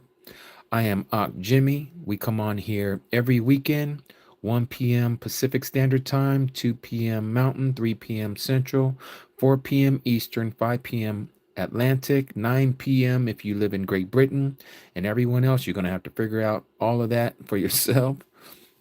But this is what we do. We like to talk about the truth, opening up one eye at a time. We are known as ambassadors of Yah. Until next time, shalom, Mishpachah, shalom. Why isn't it working? Here we go. Yeah, yeah, yeah, yeah, yeah, yeah, yeah. Oh, yeah, yeah, yeah, yeah, yeah, yeah. Until next time, shalom. Yeah, yeah.